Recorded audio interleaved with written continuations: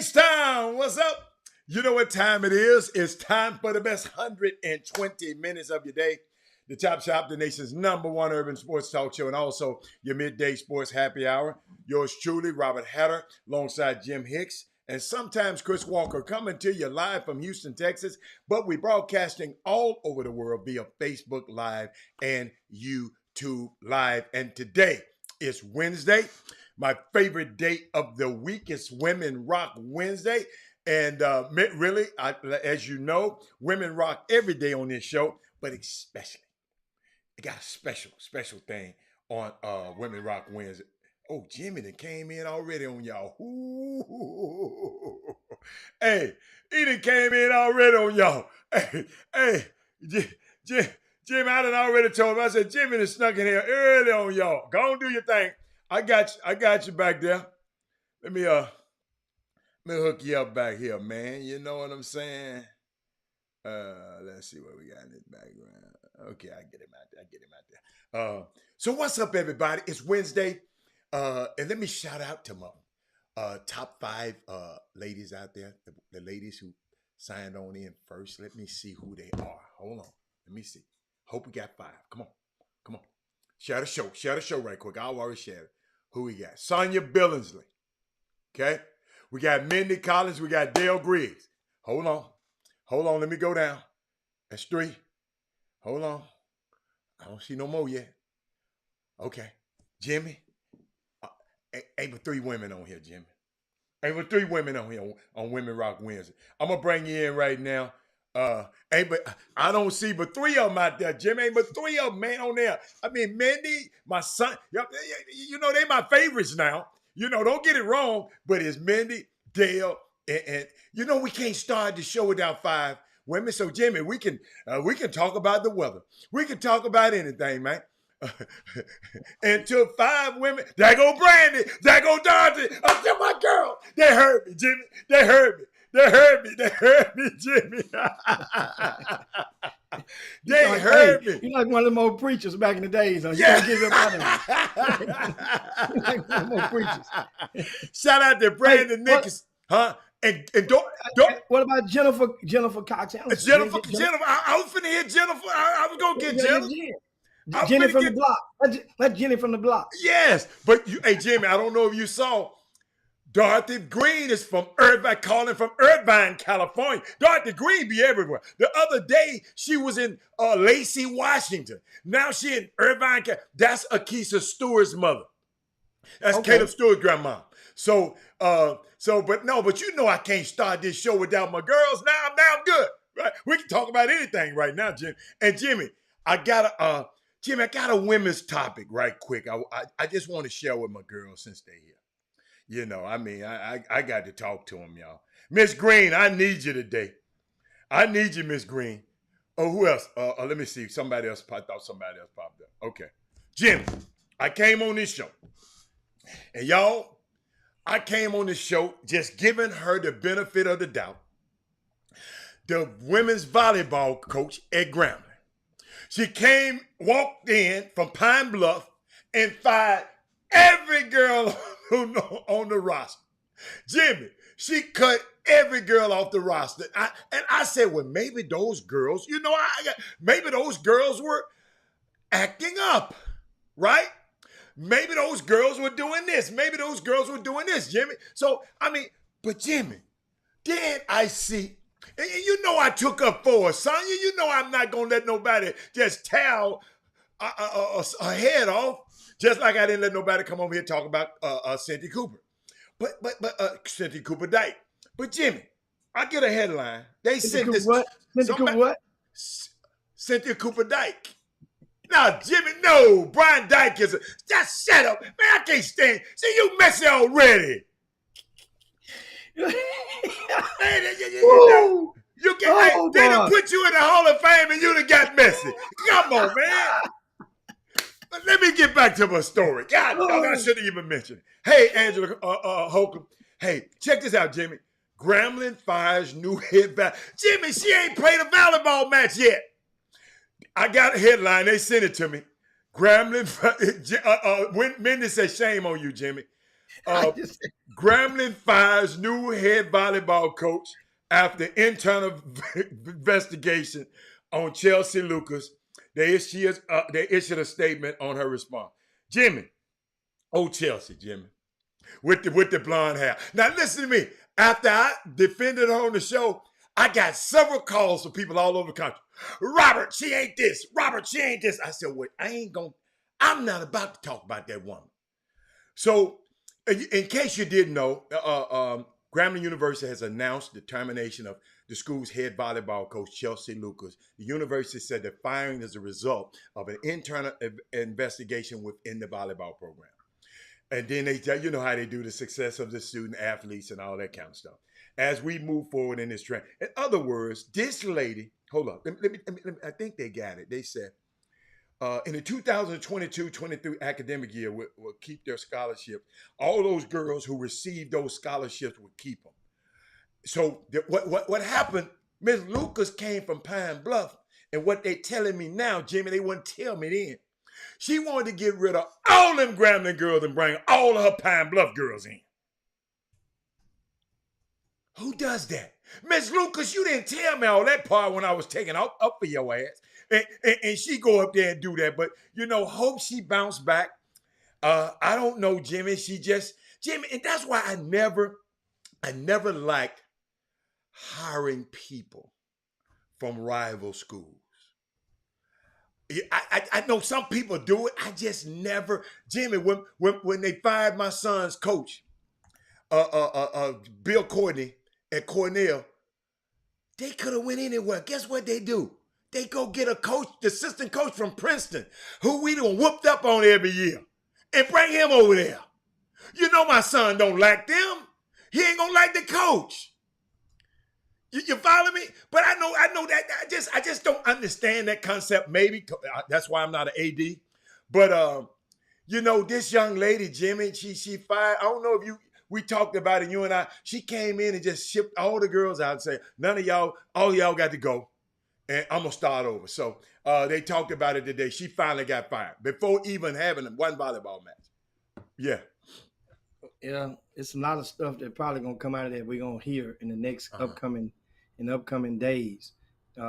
Yes. They are gonna go back and get, I'm sorry, Angie, they are gonna go back and get the players that they let go.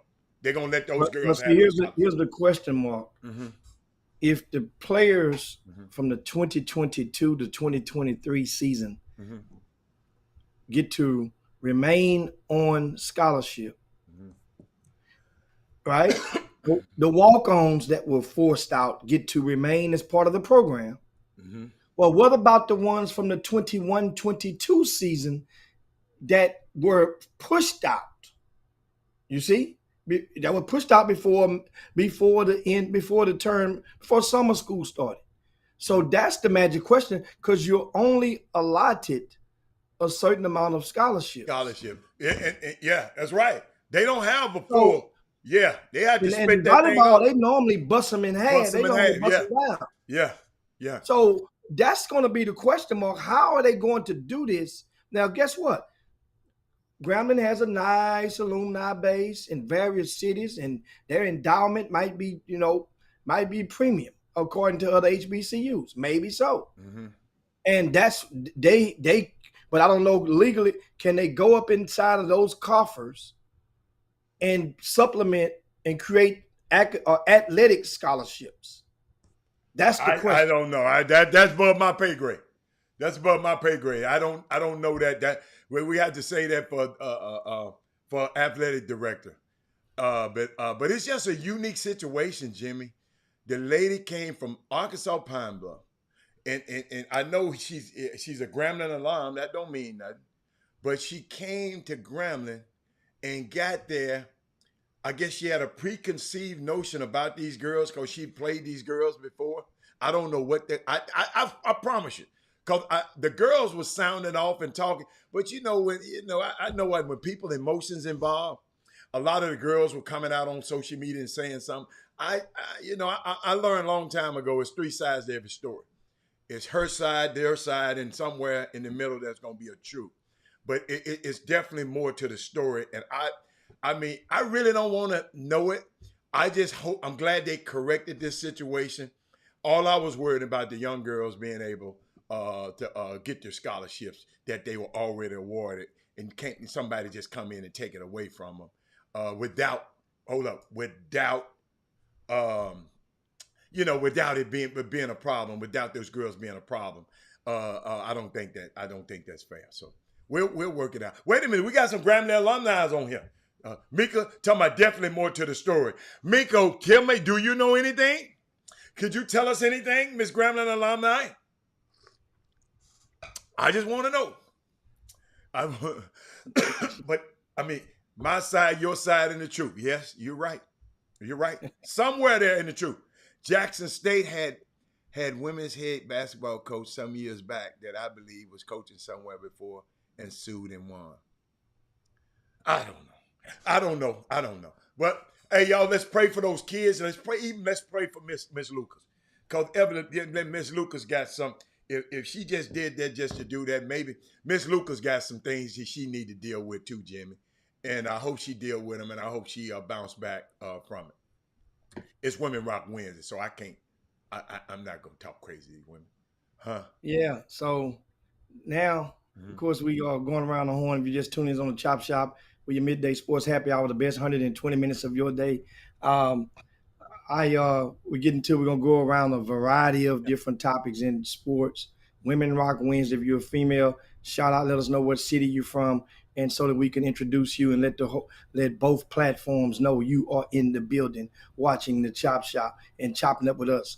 This is a great platform that enables everybody to get enough energy to take you through the second half of your work day or your busy day, whatever it may be that you do. We want to thank you guys for tuning into the Chop Shop. We are just getting started.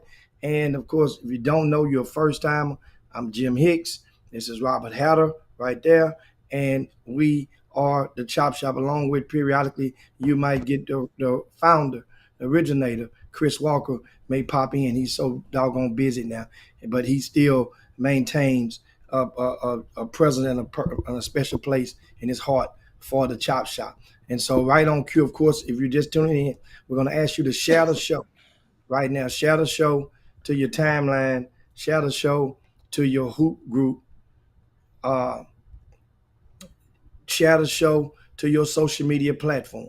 We're streaming simultaneously right now, Facebook and YouTube, and you can comment on whichever one that fits your cell phone optics. Now, we go right now. We want to talk some NCAA stuff and Pac-12 stuff shortly, but last night, of course, everybody is grooving, and in regards to the NBA Summer League. So the NBA Summer League last night, and it wasn't the first night. Summer League, it was, I think, one of the first nights that involved a few players. It was from the Texas. first night in Utah. They had the California one first. Okay. Now this was the first night in Utah. They're gonna have a couple of days in Utah, then they headed to Vegas. They always do 3 of them. I don't know why, but they do 3 of them. But this is the first. Last night was the first night in Utah. Tonight is the second night, and then the rest of the nights would be Vegas starts 7th through the 17th. Well, and of course, last night, a lot of people, if you live in Texas, all eyes were on the Grizzlies of Memphis, the Vancouver Grizzlies. Y'all got a professional team in your home city, Hatter. You ain't even have no say so in naming the damn team. No, they didn't have to. We just needed a team. We just needed a team. Our team made the playoffs. The city that I live in now, they didn't make the playoffs. So, I had to have something to cheer for. The city that I live in right now, they didn't make the playoffs. They was in the lottery. So guess what? I'm just glad to just have the city that I was born in, to be able to go to the playoffs and take my Golden State Warriors to the brink. Yes. Now, hold on. Before I respond to that, give a shout out to. We see a Nissaville in there. We see we are all females who come on the Chop Shop and say something. We're going to give you a shout out. Yeah. And now, Guess what? I see Kenneth Lofton. I see you, but I don't see you. Now, when Miss Gina come on here, I see her. Yeah. Because it's Women Rock Wednesday. You notice what I'm doing? Putting She talking to Walter Yates. She said, I thought you were banned on our Wednesdays. Hey, we did ban him. I don't know how he got back on in this. I'm gonna talk to my people. Hold on. Huh? Marquessa, Uh-huh. Carter, Charles. Yeah, she in the building. She in the building. In the building. Yeah. Shout out to her. Yeah. Hey, matter of fact, if your boss is watching right now, she need a pay raise, or you need to let her go. Let her just give her extra lunch break when the chop shop on every day at work. Mm-hmm. Who? Marquessa? Yeah, her boss. Marquessa, her own boss. Oh, okay. Well, your own boss, Marquessa. You need to think about having your ad scroll around the bottom across the bottom. You just said that to her 4 or 5 times. That's the one who owns the Avis budget Avis rental car. Oh yeah. Oh man, all them coaches, all them college coaches coming in town this weekend for the GMI, and we got to talk, Marquessa. You slipping. Let me help you make you some money by you sitting there and ain't got to do no extra work. We're gonna talk later though. But now, hold up, Jimmy. Ain't this Women Rock Wednesday, right? Yeah. I got to play the request from. You see the request right there from D White, right? It's Memphis. Nothing but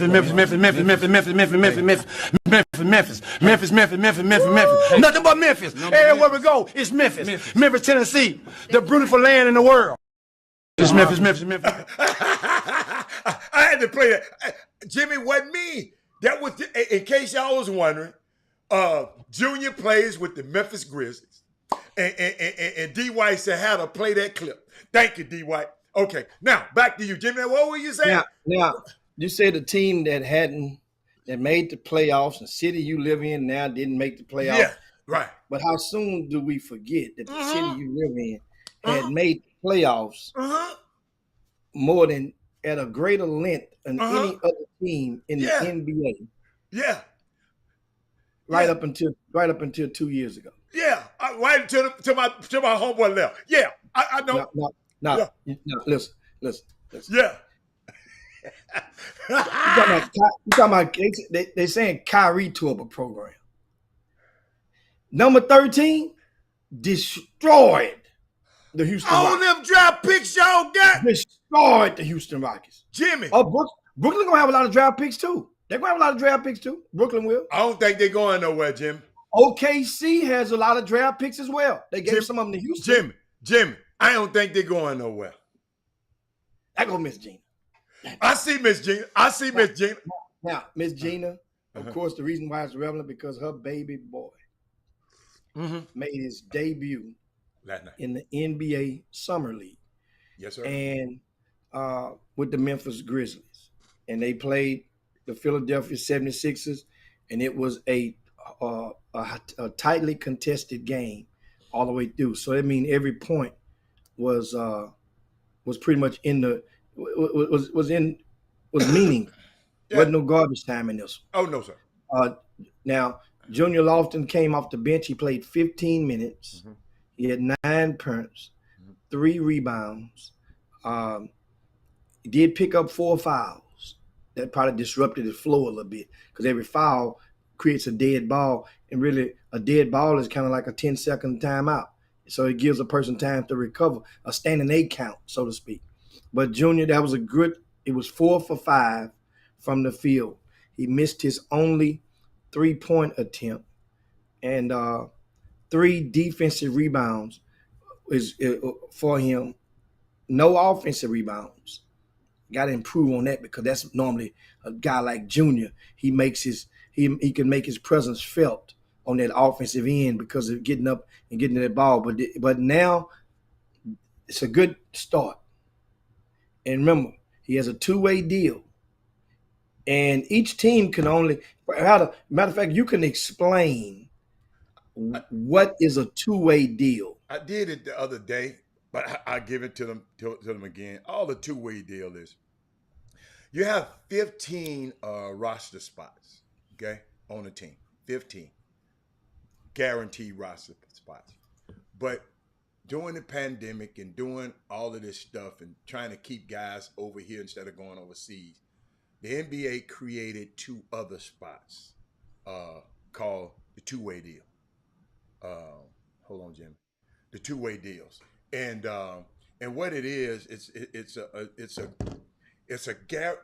you got to be 4 years or less, 4 years or less to be able to be under.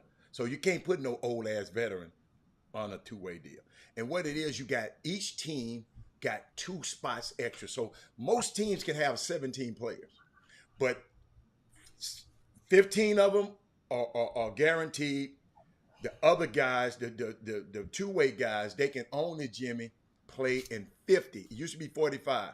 They can only play in 50 of the 82 games in the season. They go back and forth between the G League and to get their wares. And the unique thing about two-way, they're not part of the playoffs. If they make the playoffs, the two-way guys are not a part of the playoffs. You can't. They can join. They're not. They don't get no playoff share. They're not a part of the playoffs. They ain't but 15. Now yeah, Jimmy. They can't go to the playoffs.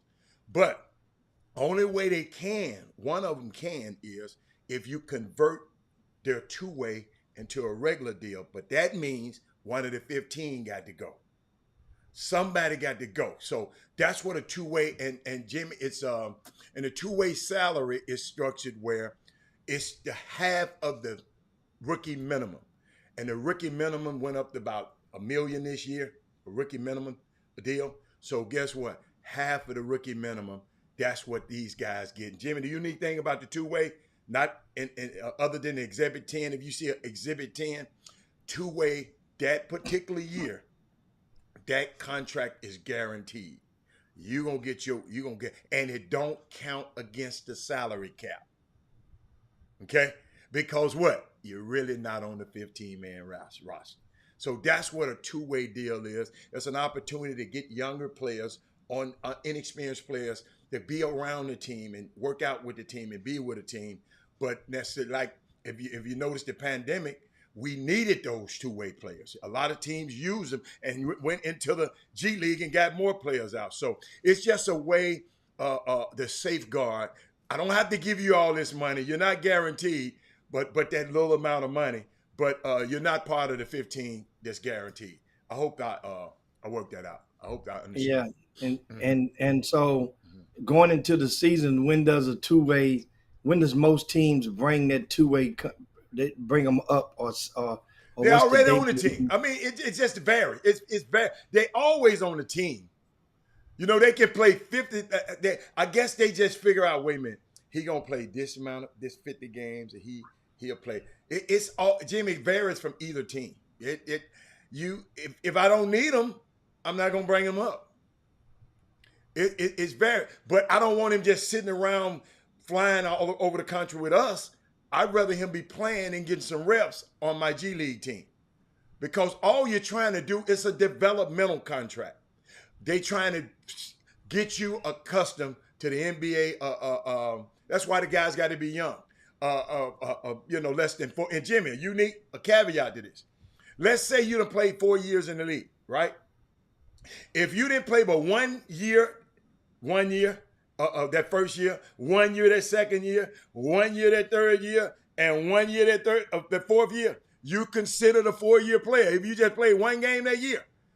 So if you can't be a two-way player then. If you got to be 4 years and under. If you got that fifth year, 5 years in the league, you can't be somebody said varsity and JV. It's the JV team. It's the J, but they allow. But hold up. If you balling, some kind of way you get the balling, and they feel you better than one of them 15 spots, then they got some decisions to make. They either cut a trade to 15 spot, because he just can't disappear. Cut a trade to 15 spot, get him out of there, eat his salary, send him to another team. And then, see, it's a whole lot of things. It just ain't like, okay, I'm going to put him out. I play good. It's a whole lot of thought had to be going into it. So the salary, I just said, the salary, it ain't no range. The salary GQ is half of the veteran's minimum. The veteran's minimum is $1 million. So it's 500 and some thousand guaranteed for 1 year. That's the two-way. What's the amount? What's the amount again? About half of $1.6 something like it's half of $1.6 something. So it's over 500 some thousand dollars. 500 some thousand. I don't know the exact number, but it's 500 some thousand dollars. Is it guaranteed? Yes, it's guaranteed for that 1 year. Okay. And so now, have you ever got signed an Exhibit 10 contract? That's like a training, a summer league contract. It's not guaranteed. They can cut you anytime, at any time, at any time. And they'll just give you, sometimes they give a guy $50,000, sometimes they give him, whatever. It's whatever they are. No, it ain't no 750,000. I just told you 500,000, Lander. Damn. Come on, Jimmy. Lander, and so the thing is, half of $1 million ain't no 750,000. But keep going, Jimmy. So can you name some of the players in recent memory that from the state of Texas that signed the two-way contract, well, they just started doing it a few years ago, to this level, and ended up buying it out. They will buy it out, right, and convert it to the NBA team can buy that contract out, right, and convert you, right? What's that again? At some point, the NBA team can buy your two-way deal out and convert you to a regular. That's not. It can happen. It don't normally happen.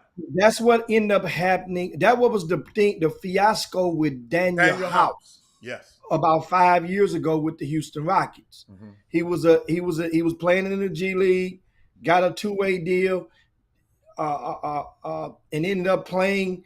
And they played him, a little bit more, and they was at an impasse because he wanted. But they didn't have a spot for him. Yeah. And they had to leave him off the roster. Yeah, you have to have a spot. Yeah. And that hurt that year. Yeah. I mean, because that hurt the Rockets because Daniel House was serviceable. The Rockets should have cut somebody else and converted that one. But that's what the fiasco was. Remember, they made a decision. Yeah. Because he was in the rotation. Yeah. And normally when a team knowing they come into that intersection in the road or that fork in the road, they'll just start demoting your minutes and take you out of the rotation and then make it real simple. This dog was still playing. But anyway, who are some of the other ones that actually got Jimmy, I don't keep up with them because I ain't never represented one of them. So some of you guys that are watching, because I'm showing you how rare it is. No, it just it is rare. It is rare. But guess what? In these times, with COVID still available, Jimmy, with COVID still around, people think COVID is gone. Anything can happen. Anything can happen. If somebody, especially the guys at the end of the bench, like the 14th and 15th guy, most likely his contract, it might be guaranteed, but it's a guarantee that they can eat.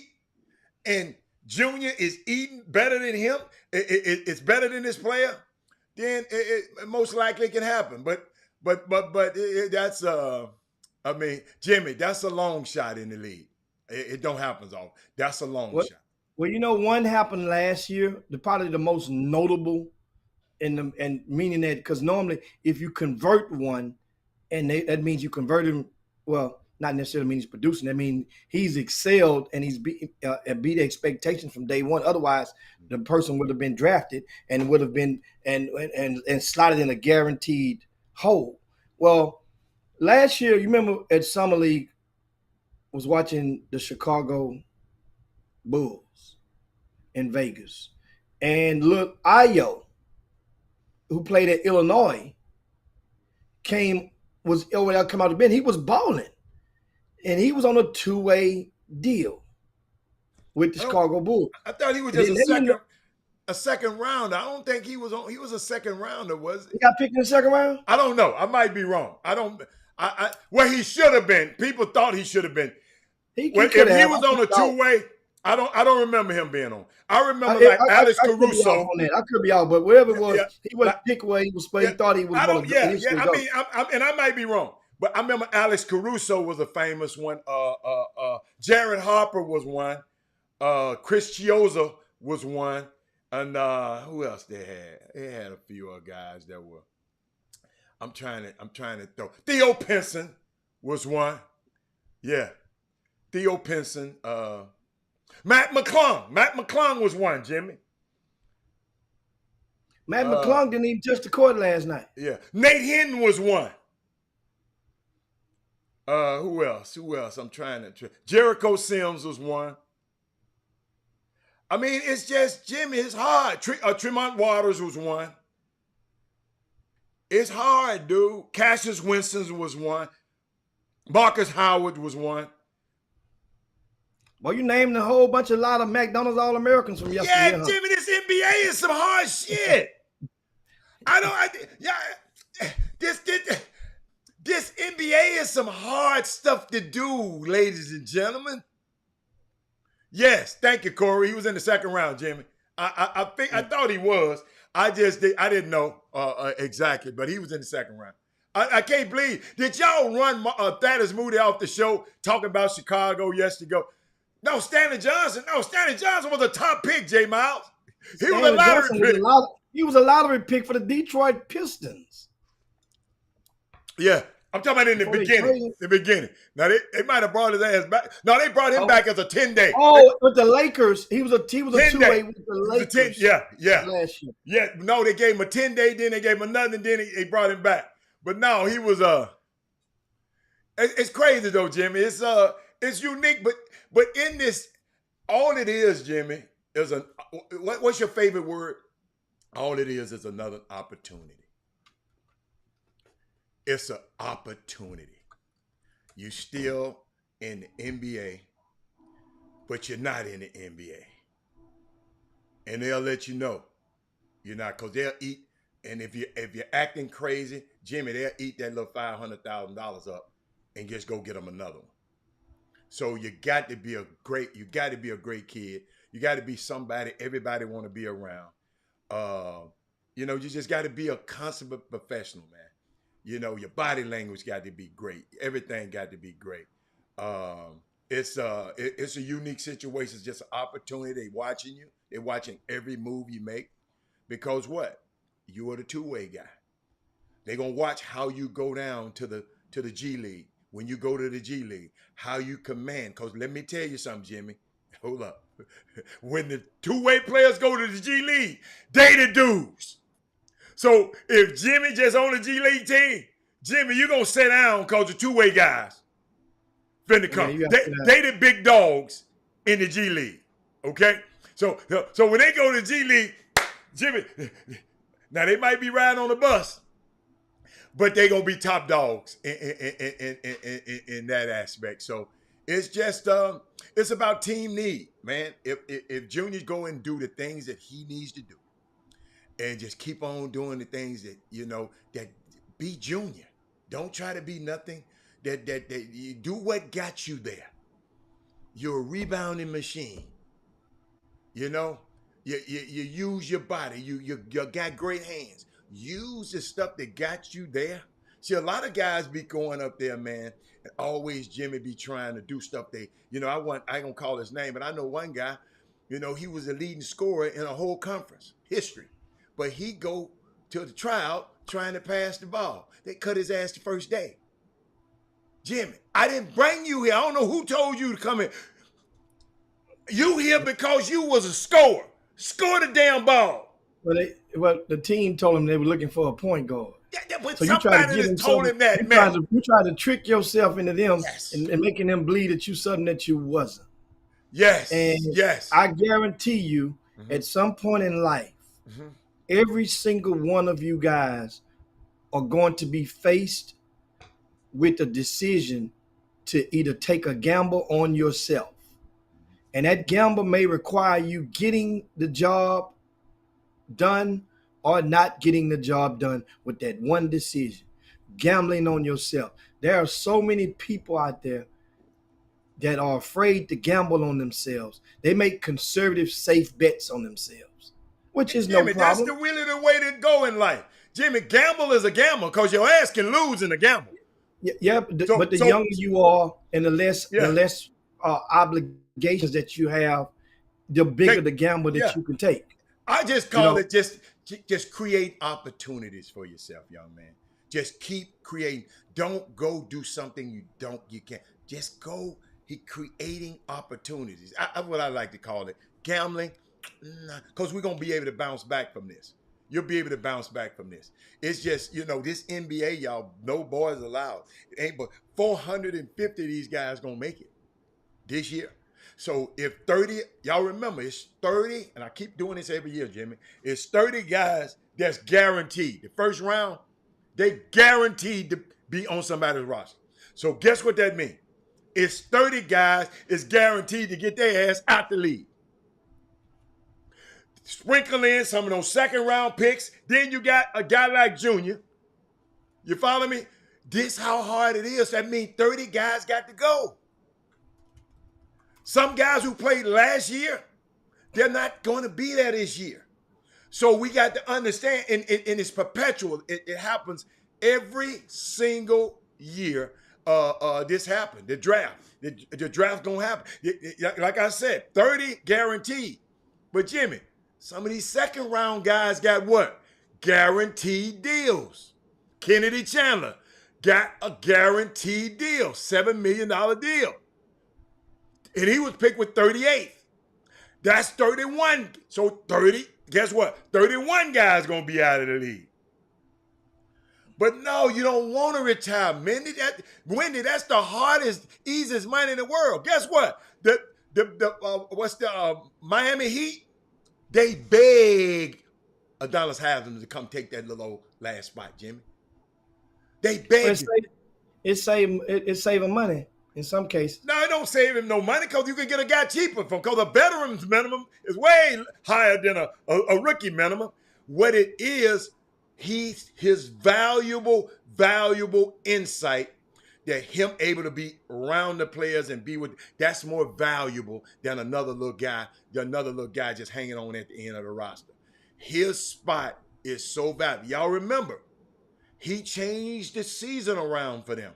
When he told Jimmy Butler, I will beat your ASS if you keep, and Jimmy Butler was hollering at the coach, but he didn't holler back at Adonis Haslam. I think every team need that. And some, because, some of these guys, y'all got to understand, some of these guys just get out of place. I was just thinking about yesterday, Jimmy, just how some of these players have just became, Jimmy, I was thinking about the owner of Joe Tsai of the New Jersey Nets.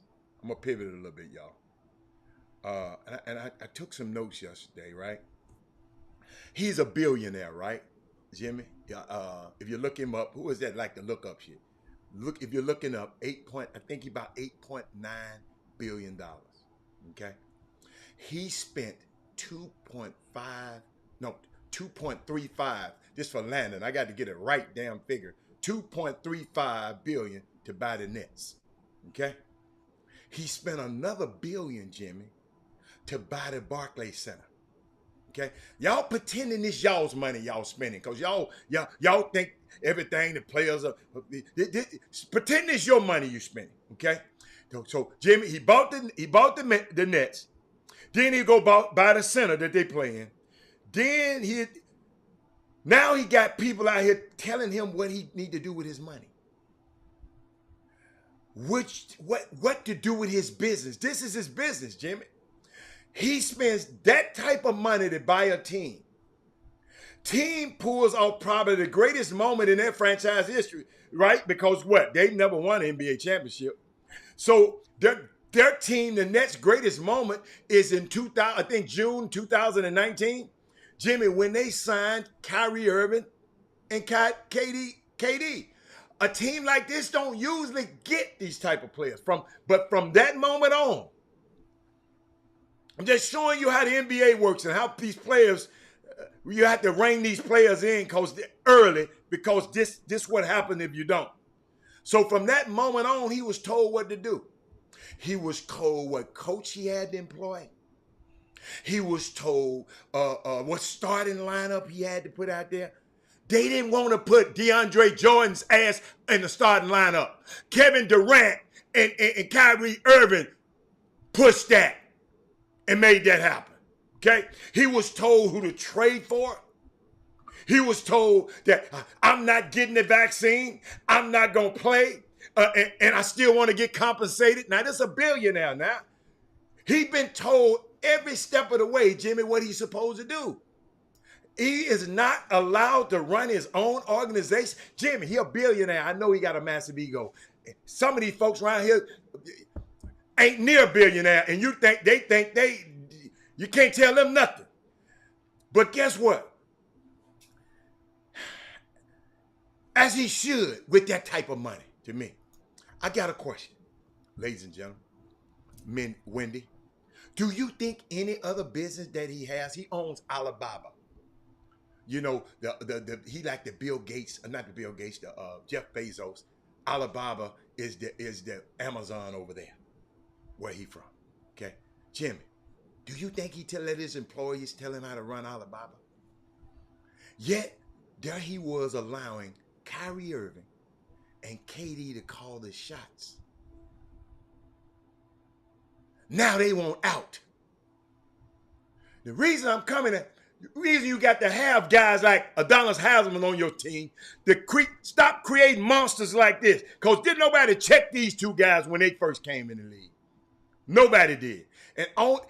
And not only do you want out, they are telling this man where you want to go. At the same point, Joe Tsai is saying, dude, I gave y'all everything that y'all wanted. I gave you everything. We played by your rules for 3 straight years. Kevin Durant, you was hurt. We brought your ass over here and nurse you to health. You didn't play for the year, almost a year and a half. And that's how I'm repaid. I'm not giving you your way this time. That's what's going on. I know I skipped it, Jimmy, but I was thinking about Adonis Haslam. You made me think about when you keep a guy like that on your roster. Young men learn how to be professionals first. You know, somebody called me this morning just telling me about some stuff. They taking advice. They taking advice from a person that's in the same position they in. No, man. You take advice from people who've been through this stuff. Not people that you're a rookie. You finna take an advice from another rookie? No. Y'all living this experience together. So that's what's going on with this league, Jimmy. You got some people who this man have been over back before. Now they saying, I want out. So, I mean, I just wanted to add that because I didn't want that to go away because that would been on my heart all day. You know, and I ain't taking up for the owners. But I'm just saying, dude, players play, general managers manage, owners own. You can't do them. I told my son this when he was complaining about the referees. I brought him over. I said, come here, player, come here, talk to you. It's 3 things can happen on this basketball court. You're going to either play, you're going to ref, or you're going to coach. Which one you go? You can't do but one. Can't do but one. Which one you going to do? I'll play. Okay, well, get your ass out there and play, and don't say nothing to the ref, and don't say nothing to the coach. But guess what? Ain't nobody told Kyrie Irving. Y'all got to remember, this is the same guy when they hired Steve Nash. They said, no matter what coach we get, no way. Because me and KD doing the coaching. Jimmy, you the head coach. You done went through practice. You done took the team through practice. But me, I'm Kyrie. As soon as you leave out the door, hey, y'all don't go nowhere. We're going to have our own practice. I don't want to hear that shit Jimmy was talking about. We're going to have our own practice. Player empowerment, I love player empowerment. But don't abuse it. Don't abuse it. That's all I got to say. Yeah. And I was speaking, I forgot to give you you guys a heads up this evening, today. because Junior Lofton gets a chance to really introduce himself to those who have been ignoring him for some reason, because he plays opposite Chet Holmgren today. So that's going. Well, they skip it. No, they playing today. They playing today. Yeah, they ain't got no day to skip. They playing today. Jimmy, and I heard from a little bird that told me Junior's going to play more minutes tonight. That's going to. But so this is a grand opportunity because last night Chet pretty much made mincemeat out of another former kid from the greater Houston area, and that is Taco Fall. Taco Fall went to high school in Houston for 2 years. Jimmy, guess who else he made mincemeat out of? Kofi Cogburn. Kofi Cogburn. Oh, big. That's and he's strong. Well, he's too slow for Chet. I didn't know Chet was this good, man. Jimmy, I know it was a G League game, and I always remember y'all. Y'all remember Jeremy Lin told his damn G League behind. And y'all see where he at now. So the G League, Jimmy Fredette told the G League. Jimmy lit him up. Jimmy Fredette? Yes. Yeah. Yes. So look at the summer league, but don't put all your bags. You put all your eggs in the summer league basket. Now, Jimmy, what was you saying about Chet? Yeah, I mean Chet. Well, that's the whole thing. Also, see what Chet is. Chet Bama. Right now he's the perfect kind of white kid to market. And absolutely, American white kid. They'll start hearing that's good for the game. It's great, and understand it's gonna be times when you're gonna probably get sick and tired of hearing a lot of media analysts talk about Chet Holmgren. And sometimes you got to take a step back and realize, okay, well, what if Chet looked like you? Okay, think about how we felt when KD came into the league, or when Kevin Garnett came into the league, when guys that were tall, when Rashard Lewis came into the league. And you think about how you felt when those guys went into the league. Well, guess what? They don't get this feeling every year where they can put their chest out there. Because most of the times when they get the feeling, the white player fizzles. Jimmy, I'm glad Chet. I'm glad Chet. I'm a black man, but I like Chet. Even if he was orange, Jimmy. I never forget Larry Bird, man. A pro was telling me something about Larry Bird. Larry Bird, he said, man, it insulted me when they put a white boy on me. This Larry Bird saying, it insulted me. I'm going to destroy it if they put it. So, Jimmy, Chet, I think Chet is a great thing. I'm glad we got an American born white male that's playing basketball, man. And it should be more. And, but you got to get your, but let me tell you what I like about Chet. And everybody talking about this is a summer league game. But what he does translate.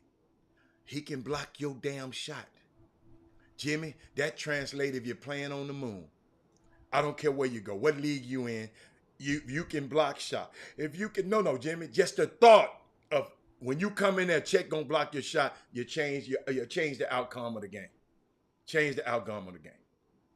And so we'll see if Big Junior can put Chet. Junior gonna tear his head off tonight. Junior gonna tear his head off tonight. You gotta understand. They play it with teammates at USA Basketball. Yes, they were teammates. And he got the MVP, and Junior should have been the MVP. So Junior got a chip. Yes. Junior, everybody knows that Junior was the most valuable player. Mm-hmm. Chet might have been the most outstanding player. Okay. You see what I'm saying? But they don't give that trophy out. Yeah, I mean, sometimes people mix the two up. Sometimes they mix the two of them up.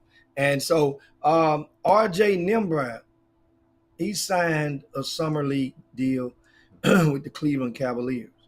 Anybody else know your name? Put on in the boom boom room. Two-way. You want the two-way players? That's on summer league rosters. That way, other Oh, people okay, okay, from would Texas. know to Okay. watch. Okay. Everybody don't have the time to go seeking through the rosters. The Texas-based players, Texas products on summer league rosters. Well, Jimmy, it ain't that many. That's what I'm saying. It We ain't got that many. You what do know, you think the over and it's under? 30 teams, right? Okay. Yeah, I think the So over and under would be 15. Okay. I'm trying to see which Texas I would player. think the over and under would be 15. Okay. Off the top of my head, Donovan Stretch Williams is with the Brooklyn Nets. He ain't on no two-way. I said summer league rosters, Heather. I thought you said okay. Summer league rosters. So you didn't get away from the two-way deal. I just said so people would know who to Okay. watch on TV. Everybody don't have time to go surfing through every roster. Okay. And even so, sometimes you can surf through the rosters and look at the right column, and it could have the hometown. That could be a kid like when Kelly Oubre, for example. He's from New Orleans. Then he moved to Houston as a result of after the floods. So his hometown, when he got to the NBA, it said New Orleans. So if you didn't know any better, you would skip right over him. So once again, if you guys we're looking some of the Texas-based players who are on NBA summer leagues. I can't believe I need Thaddeus Moody, man. Y'all done ran Thaddeus Moody off the show, man. That's crazy. That's crazy. Thaddeus Moody don't miss a day. They was talking about Chicago so bad on the show yesterday. But Jimmy, I'm looking. I'm looking to see. I'm looking to see if we got any guys. I'm curious. That's too many damn teams to look through. That's too many teams, y'all. I ain't got time for that. But Baker Mayfield just was traded to the Carolina Panthers per Jeremy Davis, not Robert Hatter. Per Jeremy Davis. I haven't saw that yet. I've been looking. I've been doing a show, Jeremy. But thank you so much. But that's a good one. Anybody know anybody else who made it? Or who from Houston? I mean, I'm not from Texas, the Texas area that's on a team. Chet talk like he hanging around. Man, Chet thank Jimmy. Did you hear what Chet said? The lady said, that's why he's the perfect type of white player to market, because he has that brashness about him that would talk a little smack and get a little spunky. He has that. Now, he's not a Baker Mayfield type mouth or actions or personality, but he's just that confident about himself. And everybody that knows Chet, we had him at top 100 camp. And he was co-MVP of the camp about 3 years ago when he was there. And all of the kids love him. All of the peers love Chet. Yeah. I mean, for real, they flocked to him. The media about to love him. Jimmy, the lady told him last night, he said, Chet, you got 6 blocks. That's a record. Guess what he said? I'm going after the record tomorrow. I'm going to break that record tomorrow. I said, I like him. Give a shout out to Ivan Pettit Jr., also Curran Roach Sr., and Carlos Savazos. Carlos, check this out. He has a new job, and he promised us he was going to come and tell us about this new league, that he's working with, and the football league. And you done got so big time that we don't even hear from him no more. And his son had transferred. From Ohio State to North Carolina in football. And remember, after going to IMG in high school. That's right. And we ain't heard nothing from him. That's all right. I got it. We're going to get him back on. Okay, thank you, Jonathan Griffin. He says that Derek Austin from Straight Jesuit High School went to Boise State. He's on the summer league team with the Utah Jazz. So if you watch Utah, look for Derek Austin, guys, and then let us know, and we'll share thoughts. They played the other night too, Jimmy. They played the other night in the Utah League. And really? They played the other night. I didn't look for them. Matter of fact, I got everything taped. I ain't had time to look at it. I went back and watched Junior them last night. But that's a unique thing, though. That's unique. So now, also, we're going to talk now we'll pivot in regard to the stunning news at the top of the week. That is, UCLA, USC announced that they plan to depart the Pac-10. Is it Pac-10 now? Pac-12? Pac-12. Pacific Coast. And so now, a couple of days later, but these dudes ain't wasting no time now. They ain't wasting. They up in them DMs. Time you quit. Time you get a divorce or separated. Boy, they up in them DMs. Hey, big head. Hey, big head. And here come the Big 12. They in there trying to loot that Pac-12. And as many as 6 are in consideration for joining the Big 12. If that happens, then you remember University of Houston now will enter that conference in 2024, 23. Is it 23 or 24? Hal? Which conference? Big 12, U of H. Okay. It's 24, 23, because they're gonna get 1 year. Jim, they get 1 year. They'll be there next year, 23, Jimmy, because they get 1 year with UT and Oklahoma. Are they trying to go to the Big 12 or the Big 10? I thought they were trying to go to the Big 10. Who that? Oh, USC and them trying to go to Big 10. No, USC them going to the Big 10, but the Big 12 is going to get 6, try to court 6 of the other ones. Oh, okay. So the Pac. So okay. that means like Arizona, Arizona State. I got you. You know, I got you. You know, a couple of others. So now, which you got to realize, Texas Tech to Phoenix, that's not a long flight.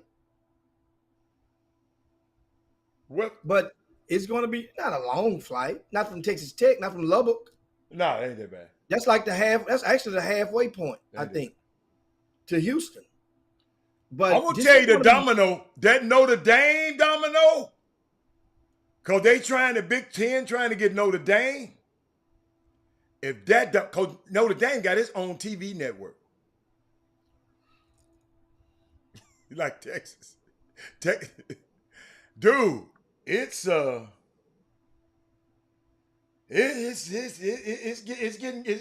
getting ugly. SEC versus the Big 10, the tail of the tape. Wow. I mean, understand this thing. What does it mean for the NCAA? Oh, not the NCAA, Jimmy. Moving forward.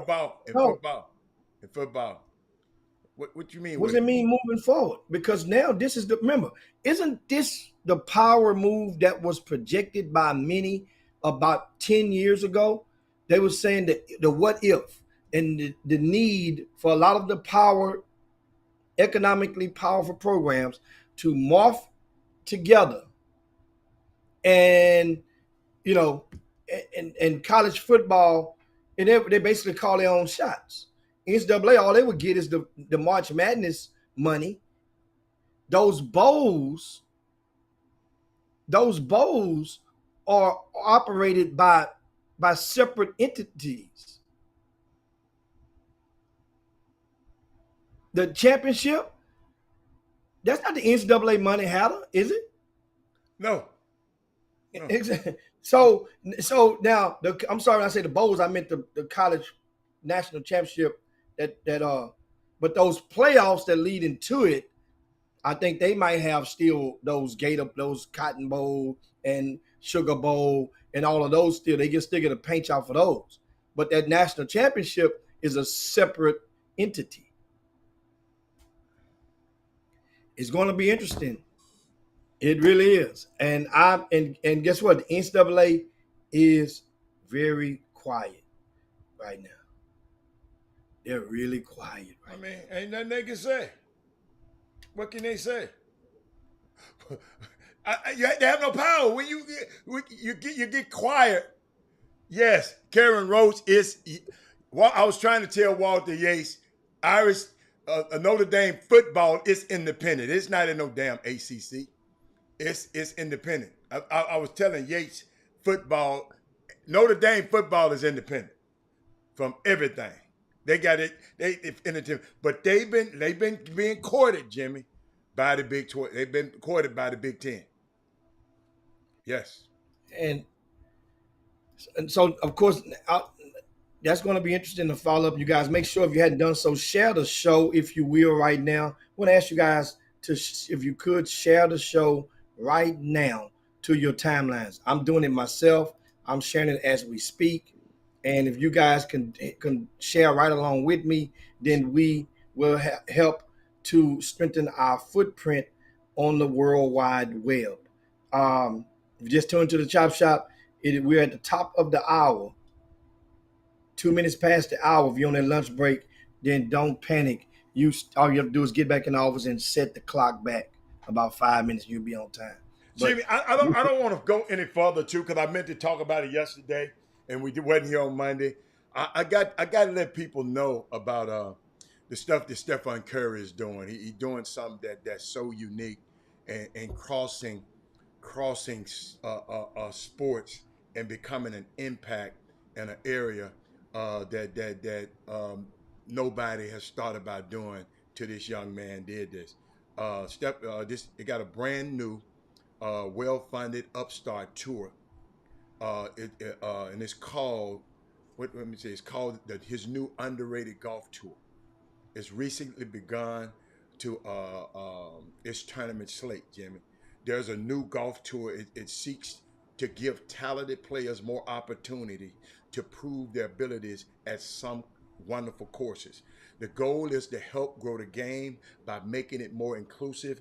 I'm talking of course, it's called the Underrated Golf Tour. Take a look at it. I know people thought I was talking about something. This ain't the Live Golf Tour. This the golf. It is backed, parted by the larger brand, backed by Stephen Curry.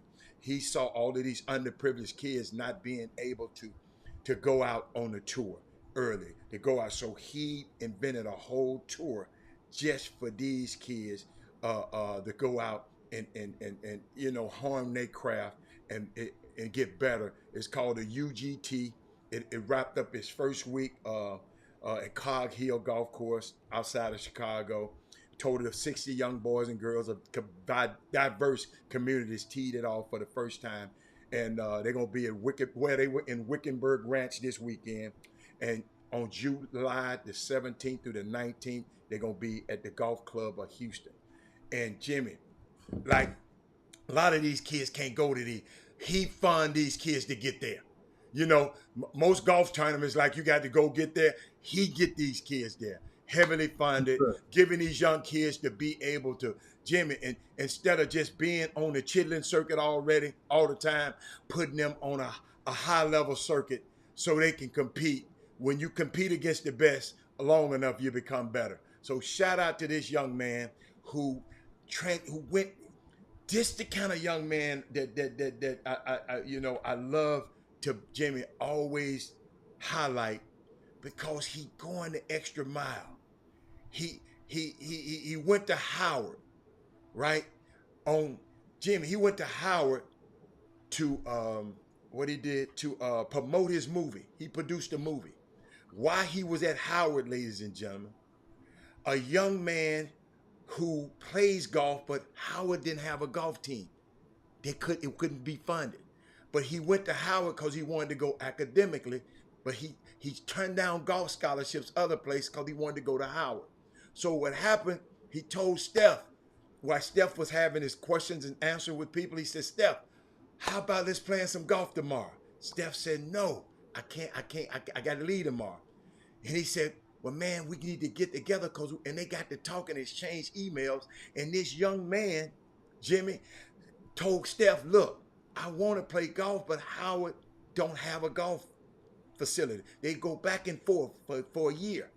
So guess what? Steph called the president and said, check this out. He called the president and said, look here, player, how much it costs a year to fund this program? He said, $1 million. He said, I'm going to give you $6 million. For 6 years, I'm going to give you $1 million. I'm going to have Callaway give you golf club. I'm going to have my company give you golf gear. I'm going to have somebody else do something. I'm going to And Jimmy, when he did that during the pandemic, Jimmy, it allowed for a young girl from Houston, Texas, went to Pearland High School, Kendall Jackson, to be able to be recruited and play on that team this year. She one of the best players in the country. Because of something a young man went to reach out to Stephon Curry. That's what I'm telling y'all, man. We got to open our mouth. A closed mouth will never get fed. If you want something done in your community, you be the change. Don't wait on nobody else to be the change. That little boy stood up and said, Steph could have told that boy to get the hell out of here. That little boy stood up and was brave enough to say, man, I'm going to email you. And Jimmy, he emailed Steph, didn't even contact him at first. The boy kept emailing him until they got that thing done. So if somebody turn you down once, somebody don't ask, quit being so getting to yourself. He didn't call me back. No, call him back. So I love to highlight stuff like that because a lot of people don't know how much reach we have. Yes, he's a great basketball player. But boy, he changing the lives of other people, kids right now. A lot of them. Okay, so I just want to let y'all know that Angel said he just read the story. I've been meaning to talk about this for a week and a half, and I wasn't gonna go no further without talking about this. Yes, I love golf, and I love how it changed. It changed my life. It's put me in rooms that I never thought I'd be able to be put in. I'm around people that people like this game, you know. So shout out to Stephon Curry and his crew for making that thing happen. Yeah. What else you got, Jim?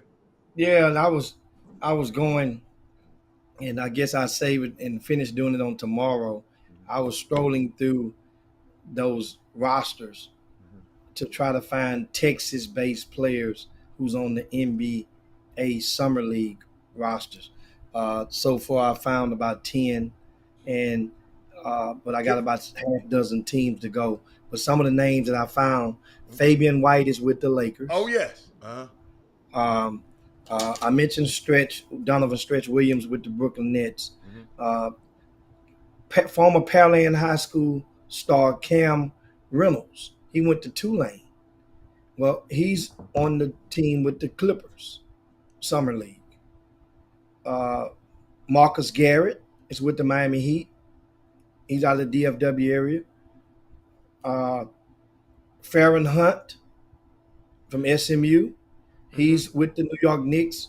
Quentin Grimes is on their summer roster as well. Just because you've seen a guy play most of the majority of their season on the NBA bench last year does not make them immune from summer league. Same thing happened a year ago. Tyrese Maxey, he was signed to the summer league, and it worked out great for him. This year, speaking of Texas, another one. Jimmy, all rookies got to play. Chet Holmgren, all of them playing. Yeah, all rookies. Yes, get out there all of them playing. If you're healthy, then you're going to get out there and play. Yes. I just mentioned R.J. Hampton with the Orlando Magic. Need to be out there. Charles Bassey, right, is with Philadelphia. Okay. How about Greg Brown is with Portland? Okay. For the second year. Mm-hmm. We have another name, a blast to the past, who's with Portland as well. Josh Gray, and of course, I mentioned R.J. Nimbrod. Okay, hey, old Sandra. Hey, y'all, I'm going to stop the show for a second. Hold on, Jimmy. Sandra got a request of a round of applause for her. Hold on. Her husband. And Jimmy, this was a while back, but it's coming up soon, right? You've been inducted a while back. I think. No. It was announced that I was nominated a while back. Oh, you was nominated. So now you're inducted. No, I don't get inducted until July the 23rd. Okay, July 23rd. So he would be inducted at the PV. The PV. Saturday afternoon. What you call it? The PVIL. What is the PVIL? The Prairie View Interscholastic League. Like you got the UIL now, right? So before the UIL came into existence in around 1968, '69 at the turn of integration. The UIL was the governing body of all. That's because they integrated the schools from desegregation after the civil rights. So the PVIL was kind of like in baseball. This was the Negro League, right? Then Major League Baseball, which had existed already, but it basically it superseded and shadowed, mirror and dwarfed and advanced everything moving forward. So that's kind of like what the UIL did in the state of Texas. But the PVIL continued to acknowledge coaches, former players, and whatnot every single year in their ceremonies. They have an Where the annual banquet. headquartered at? I would think it's near right outside. I think it used to be right outside Prairie View, like Hockley or something like that. Okay. But I think the guy that governs it right now resides in Houston. Okay. But that's when and they go to different hotel, different spots. Okay. Remember, it's the whole state. Okay. All right. And so this is, I guess, is an opportunity. That'll be a Saturday afternoon. It'll be at the Marriott Hobby. I think last year it was at a different hotel, which was, but this is going to be a special day. Did they honor Ralph Cooper one time? Yes. Okay. Yes. Okay. So I'm being inducted for my contributions to the basketball community. And that's not be so that people don't get it misunderstood. That's the nutshell of it.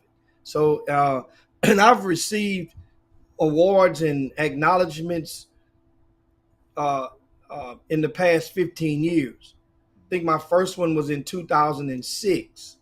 HISD, Houston Independent School District, acknowledged me with a plaque for my contributions to the basketball community. This was back in 2006.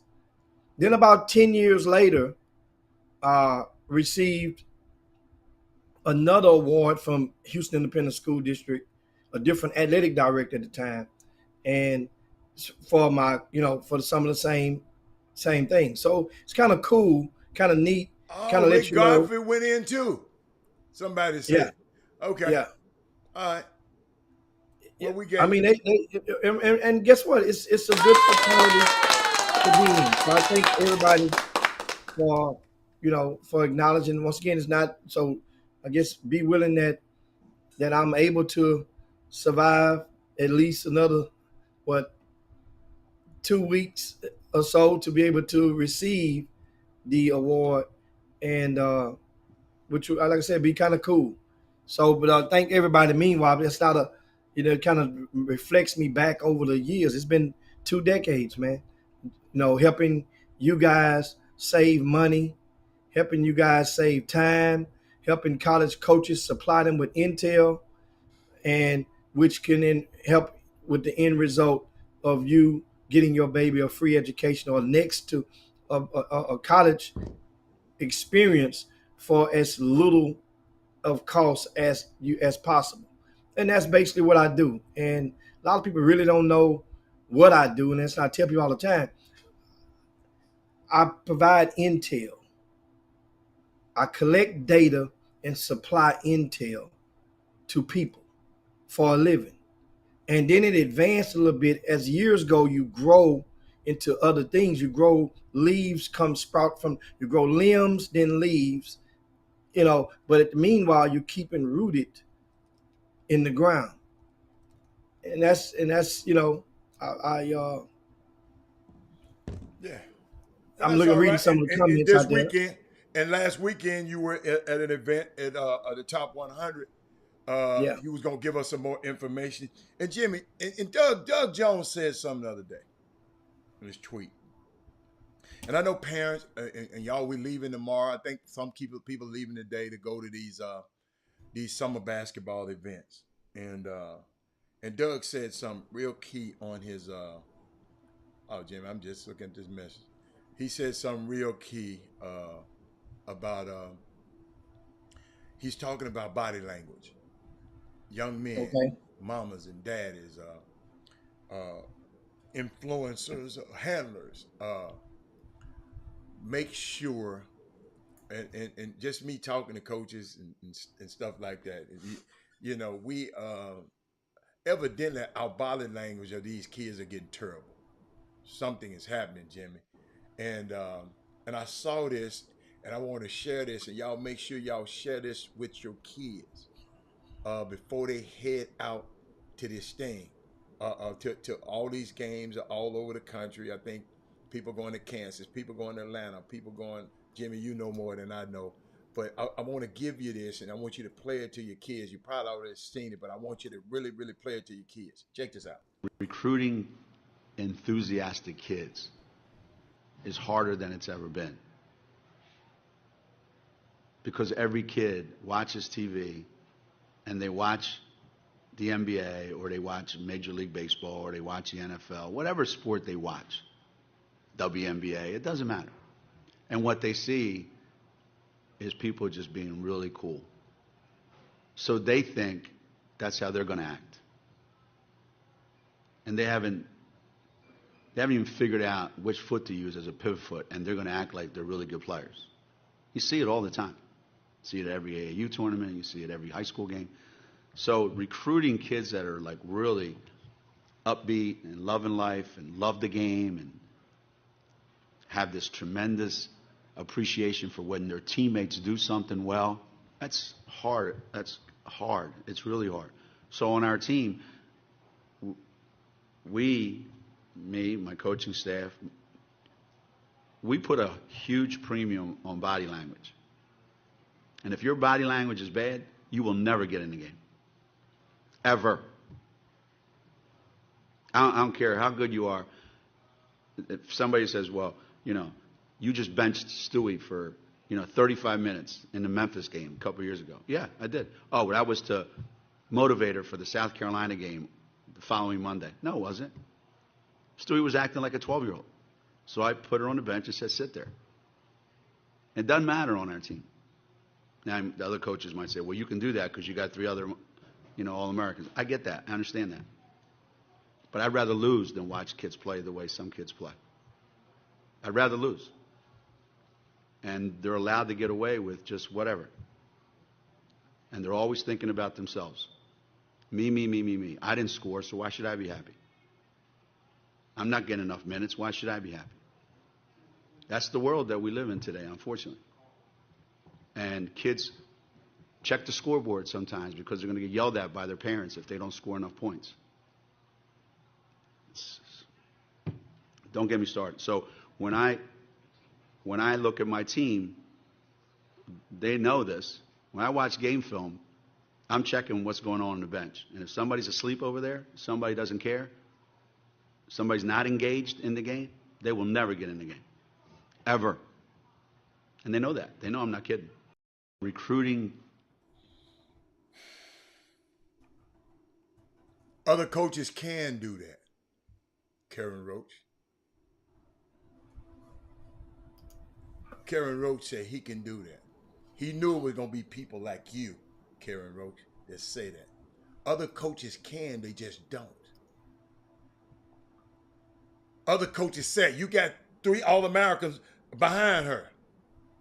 Breanna Stewart, what her name? What girl name? Stewart, one of the best players in the country. He benched her. Coaches can do it, Karen Roach. They just ain't got the fortitude to do it. And I'm just sitting there thinking, as this man was talking, our problem is we got people that let these players do this. Because other coaches can't do it. We can't. They can't do it. Yes, they can. They just got to be willing to take the consequences that come with it. These kids are out of freaking control. I told you, the people that sit up there think they can just run this man's franchise up in New Jersey, the New Jersey Nets. I just gave you an example. Kevin Durant wasn't checked at Texas.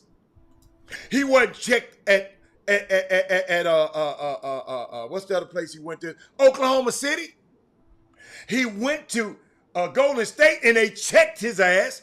Guess what? He wanted to get out of there. So he go here with his homeboy and stuff don't take his way. But guess what? That was nurtured back probably when he was in AAU. Because we can't afford to sit Kevin down. We can't afford. Man. Gino, that hit me because Jimmy, I'm seeing it. Jimmy, I'm seeing. I've seen kids look up Greg Morris at the clock because they know they're gonna get argued about their crazy ass parent. I got to get in the game. I got to get this. That was a message not to the players, to the parents too. These still kids we're raising, man. We got guys. You got Jeannie Buss the other day. Had to. She had a cryptic tweet. Gotta share that with y'all. Cause Jimmy, we out of control around here, man. We around here worried about how much money it costs to get in a place. But what are you teaching your kid before he can get there? I done paid all this money. He better. You better. Jeannie Buss tweeted out something, y'all, that was very interesting the other day. And I think I want y'all to see it, Jimmy. Probably can't see it. Let's see. I think this. Check this tweet out. This is the owner, a governor of a team. I miss KB. He would understand and explain everything that I'm not allowed to. Honestly, he was the greatest Laker ever. He understood team over self, meaning your rewards would come if you value team goals over your own, and everything would fall into place. All can reply. Jimmy, owners don't write stuff like, I miss KB. If you don't know KB, that's Kobe Bryant. She is the governor of one of the part owners, the principal owners, the partners. That's Jerry Buss's daughter, Jeannie Buss. And Jimmy, I'm watching this stuff. I'm watching it. Ain't that many lines? You know what? I might just keep it up there. I want y'all to see something. She got a hell of an avatar too, Jimmy. You ever seen an avatar? No. Oh, let me put it up there so y'all can see who we dealing with. Hold on. Let me put an avatar up there. That's Jeannie Buss. That's the owner. That's an avatar, Jim, on her Twitter. That's old coach name? Phil Jackson, old guy. That's old Phil. Freaking Phil. That's Phil work. That's Phil's old work. I think it's beautiful. But Jimmy, because we're talking about these players, but it all happens here at a young age. Everybody's just letting players do what they want to do. Check this out. She tweeted out something that was very interesting. The reason I'm bringing it up is kind of interesting to me, Jimmy. And Jimmy, I want your take too. In case you don't know, she is the lead and general partner of the Lakers, right? Her family owns a team and she's the front person, okay? So this was early one Monday morning, Jimmy. In her words from Jenny, she said, I miss KB. It's Kobe Bryant. He would understand and explain everything that I'm not allowed to. Honestly, he was the greatest Laker ever. Jimmy, he understood team over self, meaning your rewards will come if you value team goals over your own. Then everything else would fall in place. But Jimmy, she said, all can reply. Do you think that this was a general tweet, Jimmy, about her just missing Kobe? Swimming Rock wins. Or some of this is a little bit pointed here. Jimmy, think about it, Jimmy. I think this is a calculated tweet. I think this is very much on her mind.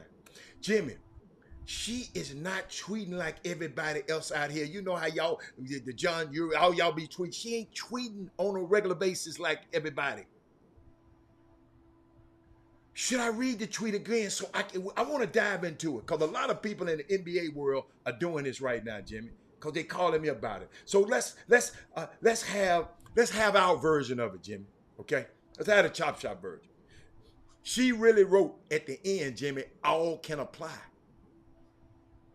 Check this out. We're going to go one by one here, Jimmy. Sentence by sentence. This is Jeanie Buss of the Lakers. This is news. That's why I'm telling y'all, this is news. And like I said, I love her avatar and everything. She said, I miss KB. No explanation needed for that one, Jimmy. He would understand and explain everything that I'm not allowed to. What do you think this means, Karen Roach?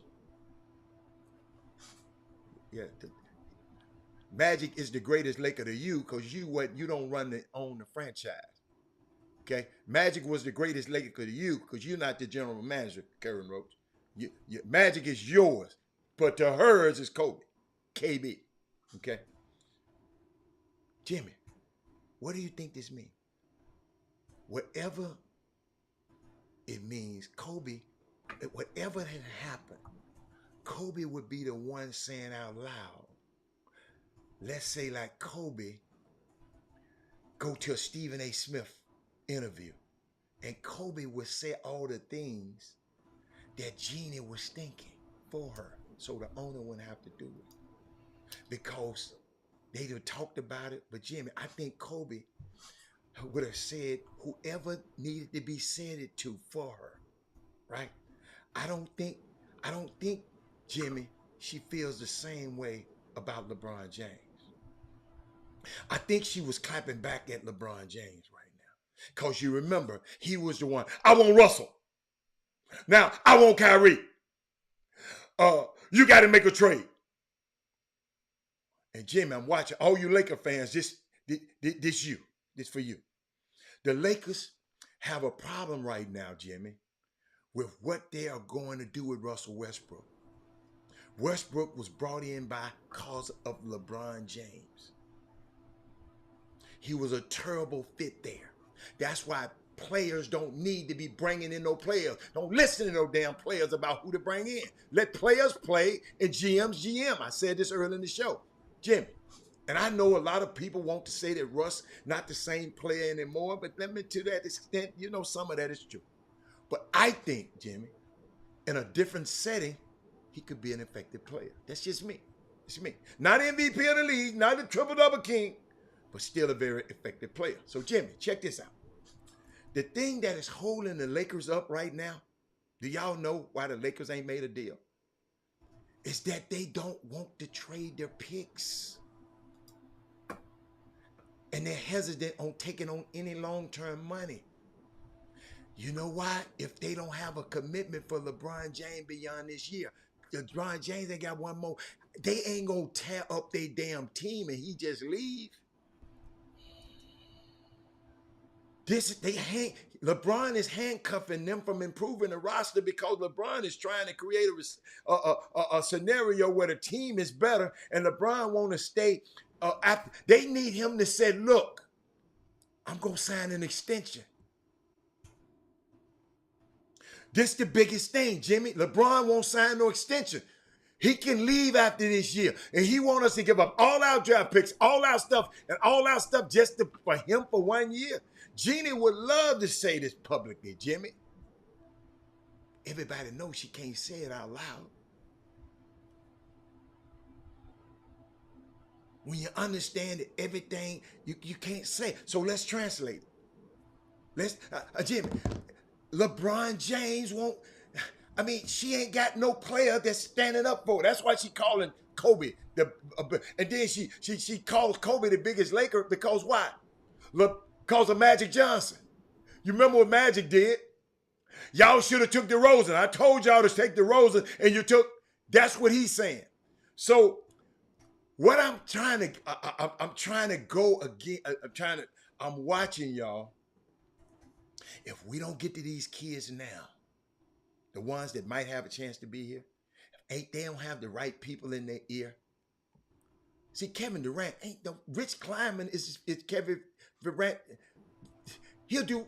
Kevin tell him to jump off this damn building, he will. He ain't gonna tell Kevin with his feet stink. Somebody ain't told Kevin to cut his hair off yet. Because they scared. They know they want to say it.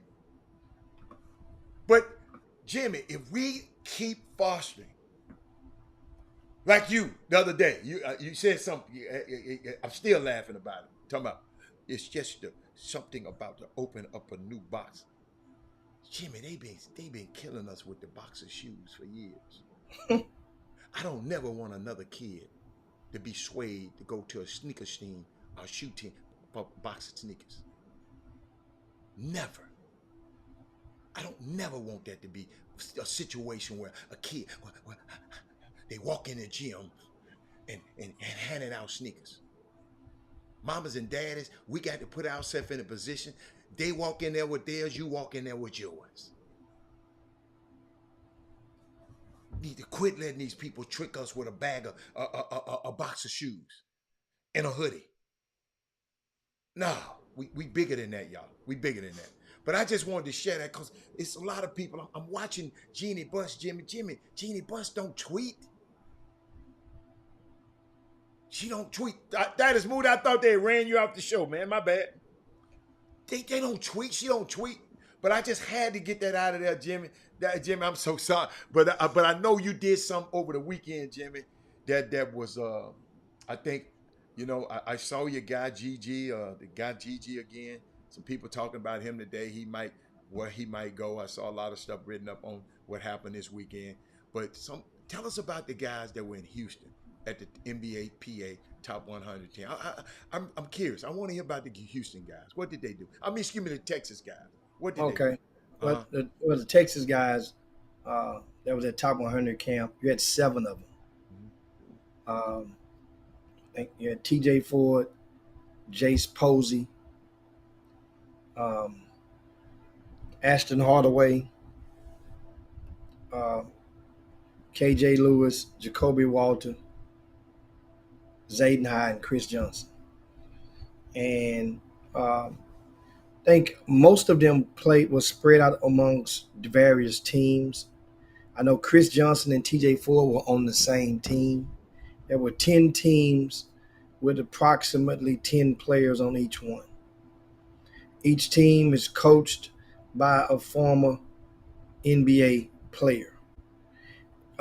Some of the teams have an assistant coach that may be a high school coach on the bench to gain that experience as well, and it helps with their resume. For example, from Texas, we had Harold Babers.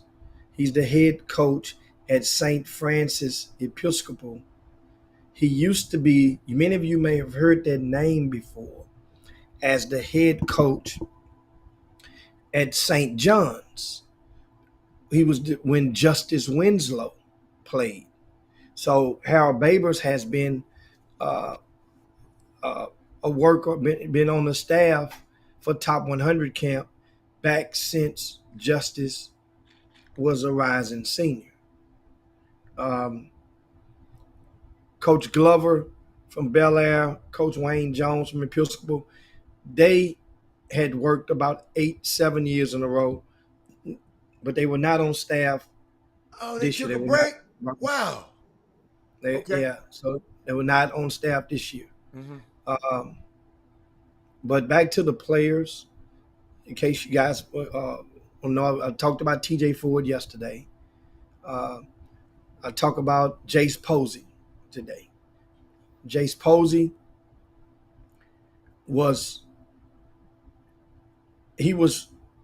arguably the best legacy invite in the entire camp.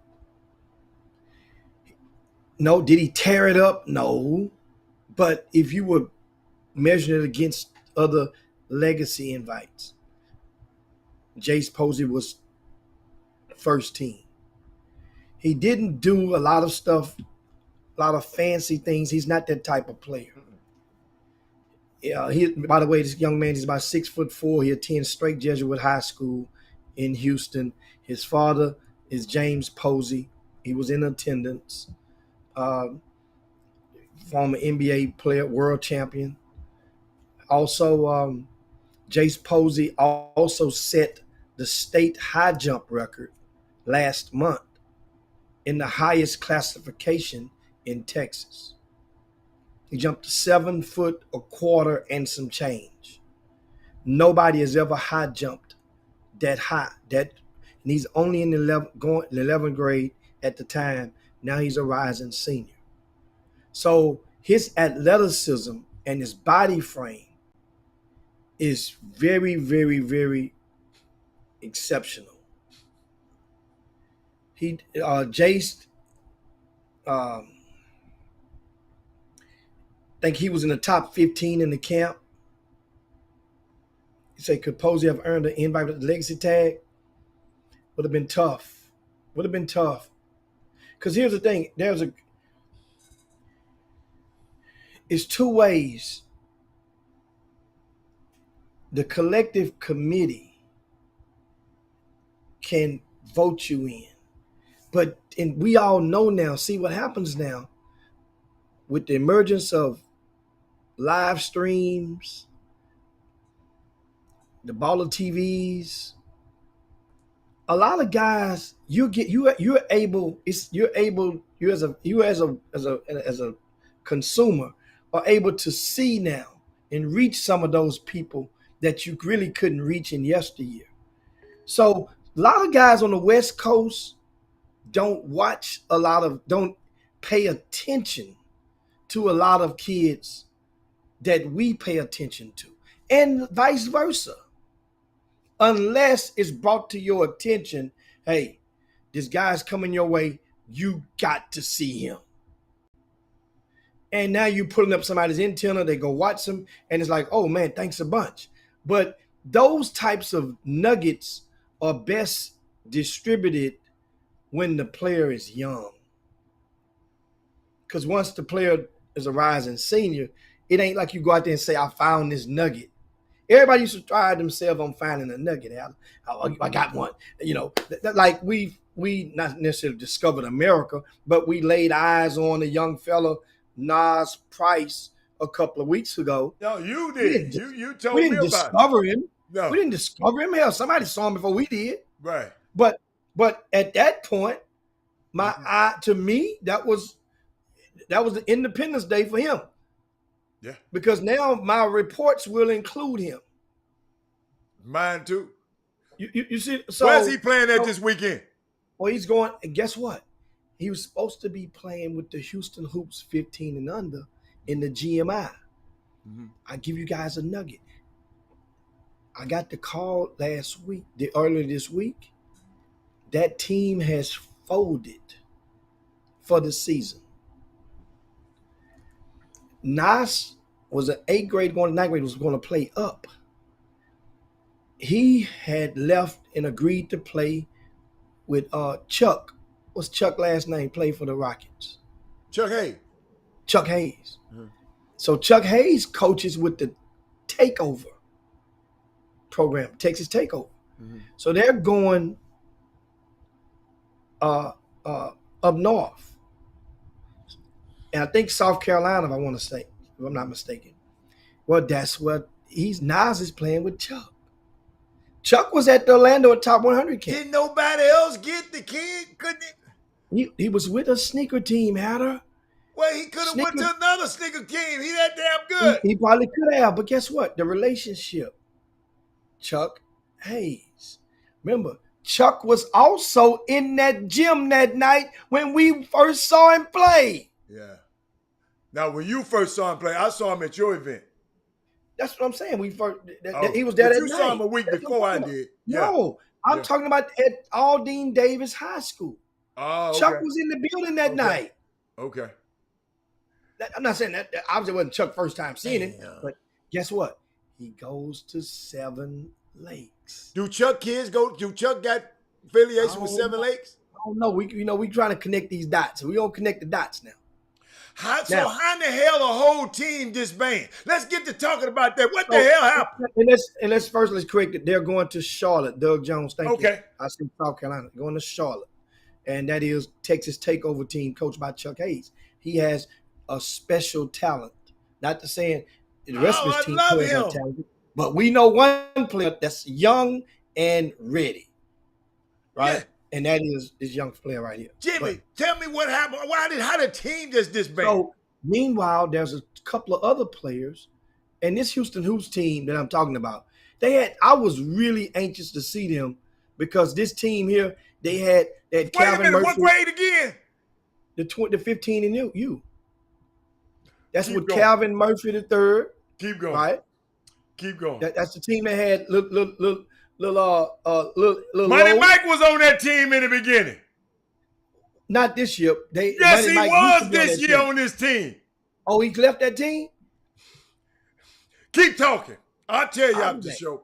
They had the little kid, the Cretan kid from Maid Creek, and I heard that he had laid it down. See, I heard that's where the dominoes come. That what I heard was he was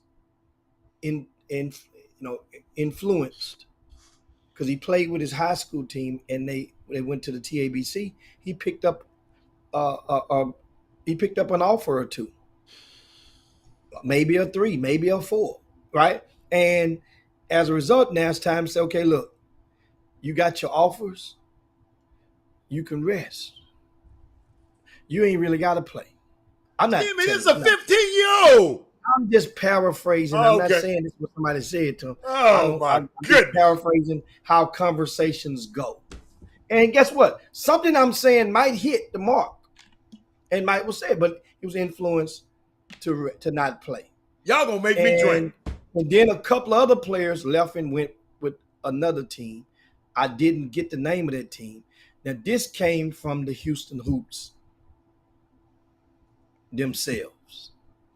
So, as a result, they didn't feel they had enough to fight with, and they shut it down. The team had not qualified for Peace Jam, Adam. And so this is a good topic because I said it. I could not wait to talk about this topic. This particular team, from what I understand, they didn't have to pay for anything. So they went several trips out of town, a few trips out of state. Now, meanwhile, you're trying to qualify for Peace Jam, but you don't qualify. And so the team basically saying, okay, well, we ain't going to Peace Jam, but since us playing no more with this team. So this team had promise in the beginning. Okay, yeah. In the beginning. Okay. But at the same time, that class is strong around the country. Remember, I'm around there telling people about 2025. I know we got some dudes in Texas, in Greater Houston. We know that. But there's dudes around the whole country. There's dudes in 2025 around the entire country. It is loaded with talent. So what? We gonna be loaded too. And we're going to be loaded too. So what that means is certain teams that's loaded, that Delilah team they hadn't qualified yet. I mean, they're going to get the Peace Jam, but they'll be in action this weekend at the GMI. The Live On 15 and under with Alejandro, who's one of the most heralded players. He went and played for represented Puerto Rico at the recent FIBA qualifier. He's going to be playing at the GMI, right? We had the Houston Hoops in that joint, but then they vote. And it's sad because my conversation is this. So if a kid cannot want to do something, a lot of kids don't want to take out the trash. A lot of them don't want to make up their beds. A lot of them don't want to pick up all them stank ass shoes and put them in the closet. A lot of them don't want to wash dishes and rinse out their cups or their plates or their forks when they get through eating. A lot of them don't want to do that. But know what happens? It takes a person to influence them when it's time to do it. Everybody's influenced by somebody.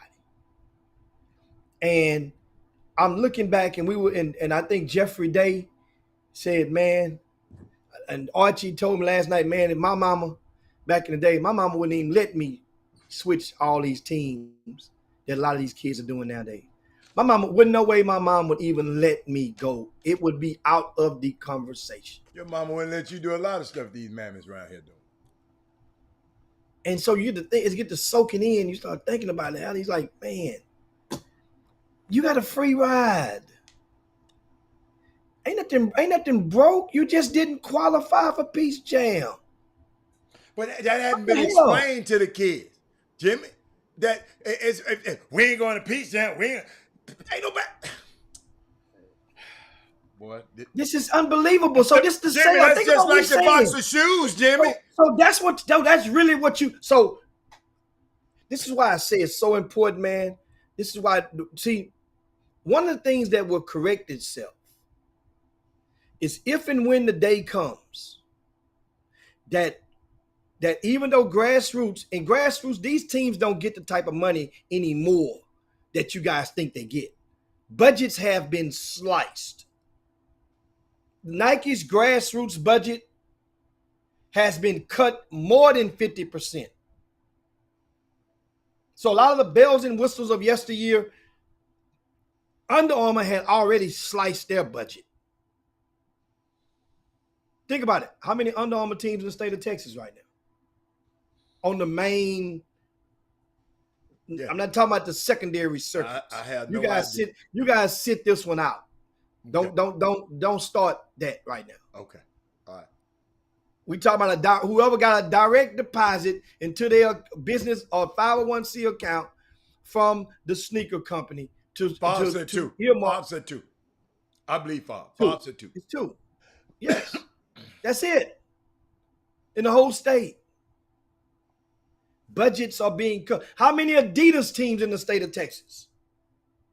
Do we have one here? We ain't got an Adidas team in Houston no more. Well, technically, we got a friendly. We have one with. I ain't talking about that. I ain't talking about that friendly. You just said I ain't talking about that. Exactly. So that's T-Mac, a friendly deal. Friendly deal is when you have a deal and you're in the room, you get to come in the meetings, but you don't get a check in your bank account. For the record, in case you guys didn't know, Team Harden, that they did not get a check. They did not count against the budgets from Adidas. James paid for that. Exactly. So just in case you're wondering, so T-Mac is not on the island by himself. It's not to blast them. No, James paid. This is common. Friendly deals are common. Yeah, James paid for it. Now that's the thing. So if you're looking around, budgets are being sliced. When the day comes, and it's been proven that it can work, but it would take a person to be able to educate others go back. It goes right hand in hand, Hatter, with the video you showed with Gino, who we had Gino on the Chop Shop about 5 years ago, guys, in case y'all wondered. He's been on the Chop Shop before. Absolutely. And we get him back whenever you guys want him on. Right. You know, I mean, you Google Gino, Oriana, and Chop Shop. It might come up on the screen. We've been there, done that. We've chopped up with him. Right. But remember when he said about being afraid to hold that player accountable or to bench that star player, being afraid to tell those parents that that these are the dues and this is what they need to pay. What happens is more teams would be able to go more places and eat better, live better, and fly more, take care of more teams if some of the parents were required to pay fees. Keith White, hold on now. When Keith White had the Houston Hoop Stars, he picked up an Adidas deal when Cameron Ridley was going to the underclassman. Keith White had an Adidas deal. His parents still paid fees. Not the 17 of them. Who said that? Some people didn't pay. I know some people didn't pay. Well, that's everywhere, Hannah. It's Oh. everywhere. Okay. And guess what? And in due time, when you're on those trips, a lot of parents can tell that player that's economically disadvantaged, or that just might be the distinguished one. You know that. Because those parents are in the meetings, the rest of the parents ain't in. Oh, they do have a political realm of each program out there, guys. And some parents are in the meetings before the actual meeting come on. Some parents in there. It was like that when your son played out. They had an electoral vote. Some parents did, some parents didn't. Exactly. I know exactly what you're talking about. And I wasn't in the voting, y'all. I'm letting y'all know. No, I wasn't in the room. You wasn't in there. I wasn't never in that room. And then another player who ended up going to the NBA, his parent wasn't in the meeting, wasn't in that room. Yeah. And that made it really mad. I didn't care. I just wanted little Junebug to play. I didn't have to be in the meeting. Just let him play. If his ass ain't good enough, cut him. If he's good enough, let him play. That's all I said. Cut his ass. I mean, what you got to realize, you guys had a happy ending because we had a great ending. By default, that's when the load management was coming into play, and certain guys were going off to other stuff and was resting because of this, and didn't. When y'all got to the end of Vegas, you only had 5 players. You had to move up 2 from the 9th grade team to play with you guys. Hey, Jimmy, and guess what? That was the first tournament we won all year.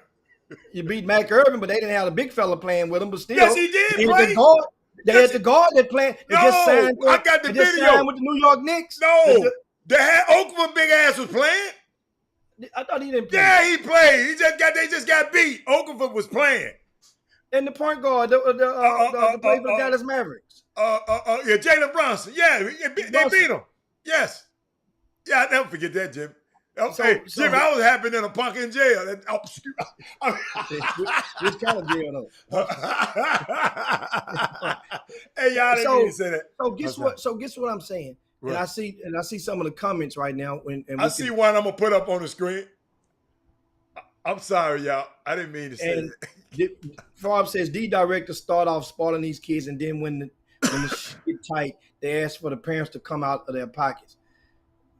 I can get that. That means you start out tricking, you got to finish tricking. And my thing is, like I said, it'd be a great day if the sneaker companies, the sneaker programs in a certain area, if they can just get together and just say, it can save them all a bunch of money. We're not going to fly, all these parents and out of town. You know what's going to happen? It will tighten up the market. The first batch of parents, they'll leave and go play with another team that's going to fly them out of town. Right? When they're young. But know what's going to happen? That if that team isn't winning, if that team is losing, then the whole body language of the team, it turns negative. It turns sour, because that feeling, unless you have been a loser on the court all your life, you don't like that feeling. And most young stars win. Most young ones. Yeah, they win. Yeah. So that feeling of losing. Yeah. And then the parents, they're thinking about the time away from this. Lo and behold, don't let them have any younger siblings or younger kids in the household, because that means now you almost, what are you going to do? You're taking them on the road with you. Somebody got to keep them over the weekend. You got to do all this stuff. This stuff takes a toll on families. What if you're married? One got to go this trip, the other one go next trip. Now that's taken away from. Dude, this is real life stuff. Mm-hmm. If you make those parents pay, Keith White then made them pay. They not understand in some form of dues. Call it the workout dues, like Rossi Karen did with Basketball University. Parents paid for the workouts, but they pay something.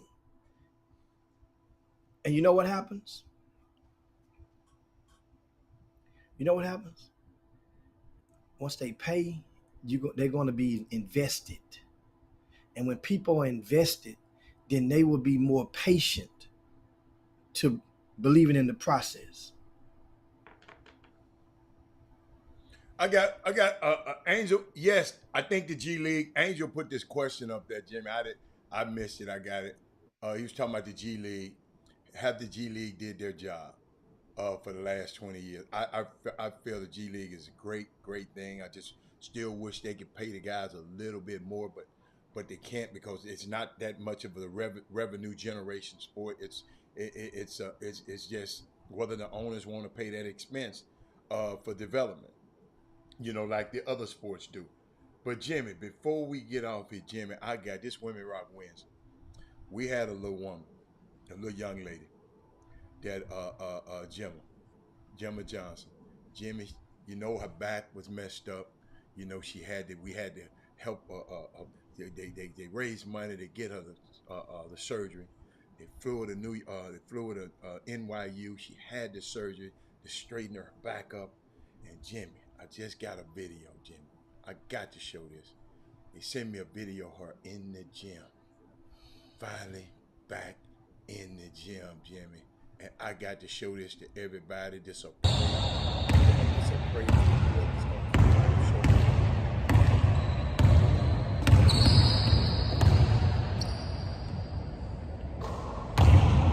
Jump is still wet, Jimmy. I just can't believe this. This warms my heart. I'm sure this will happen without prayers collectively. Look what happened. Our young Jimmy's back. Jimmy up healthy, being able. Jimmy, she came on this show. She thanked you and I on the show. She sent a video to thank us and thank everybody. Y'all, let me tell you something, man. That's a praise report that I had to hear today. And this Women Rock Wednesday, I had to talk about that, Jimmy. But now you can get back to these guys because I love how you've been explaining this stuff, Jimmy. Because a lot of people just don't get this summer basketball thing. And we got guys. I don't know how you got into you kind of went from the young 15-year-old team, and I got to ask you questions about the 15-year-old team. Then you got all the way up to being sponsored by a team and talk about the budgets. Jimmy, my question is to you: why these shoes companies they make so much money? Why they cutting the budgets off? Why are they cutting the budgets off from the grassroots? Well, it's kind of twofold, and each one of them is a publicly traded company, right? Even though you have a CEO, but it's a publicly traded company, which is driven, and their profits are driven by the earnings and the expectations on whether they compared to whether you meet or not meet. Jimmy, that's the corporate. I don't want to hear that corporate. I'm talking about the real deal. I'm just telling you, I understand. So budgets. If they want to do it, they can keep doing it. No, but you got to justify, right? Certain budgets. So then you have that mixed with the on the heels of the FBI scandal, and now remember the thing was these grassroots. The claim was that these grassroots arms are using money to funnel, which is proven by Adidas, when they're in the trial. Okay. That they were giving money to parents and players. So that means, hold on, we need to shrink some of this money and shrink some of these teams. So it can be more manageable because it's just too much. It had outgrew itself. Remember, think about it. It basically has turned into some of the same rackets that people claim are on the independent circuits. Adidas and Under Armour, they reached out and get other teams and say, look, we'll give you a package. We'll bring you under and you play on the same live weekend. And at first, nobody played in the same building at all. I think Under Armour was the first one, I think, that kind of mixed them in. And then then everybody started mixing them in, at some gaps in the schedule, you play some of those other teams. Well, my thing was those people have to pay a membership to join those secondary circuits up under the sneaker. $3,000, I think what it was. You guys, if some of you was watching, you've been there, done that, and you can correct me. I think it was $3,000. That included the uniforms, that included the shoes, that included and your entry fees to their events. Not the parent entry, the team entry fees. That ain't for like $3,000, something like that. Well, then Nike came, the company was against it, but then there were some guys that got together and came up with this Made Hoops. Made Hoops was not an official Nike circuit, but it was perceived as one. That's why if you look now, there's no Nike logos anywhere on the Made Hoops events. But right now, to many people, the subliminal message is like, we got to go play the Made Hoops. Well, the damage is done. They've already got you now. You're high. You're addicted. But back to your question, how a lot of the budgets were shrunk. And remember, some of them were already shrinking, man, before. Yeah. Some of them were already shrinking before. I was just asking, So, but the NCAA, but the FBI stuff didn't do no help to it at all. I got you. And that's the question on that.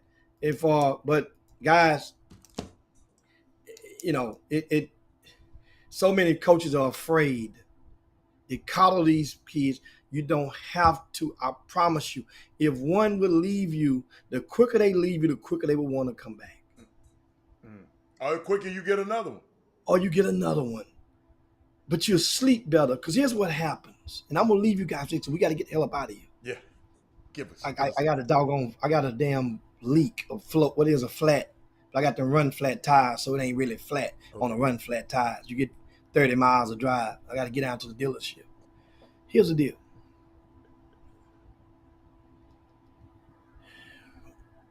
With these young people, we're teaching them that tricking is okay.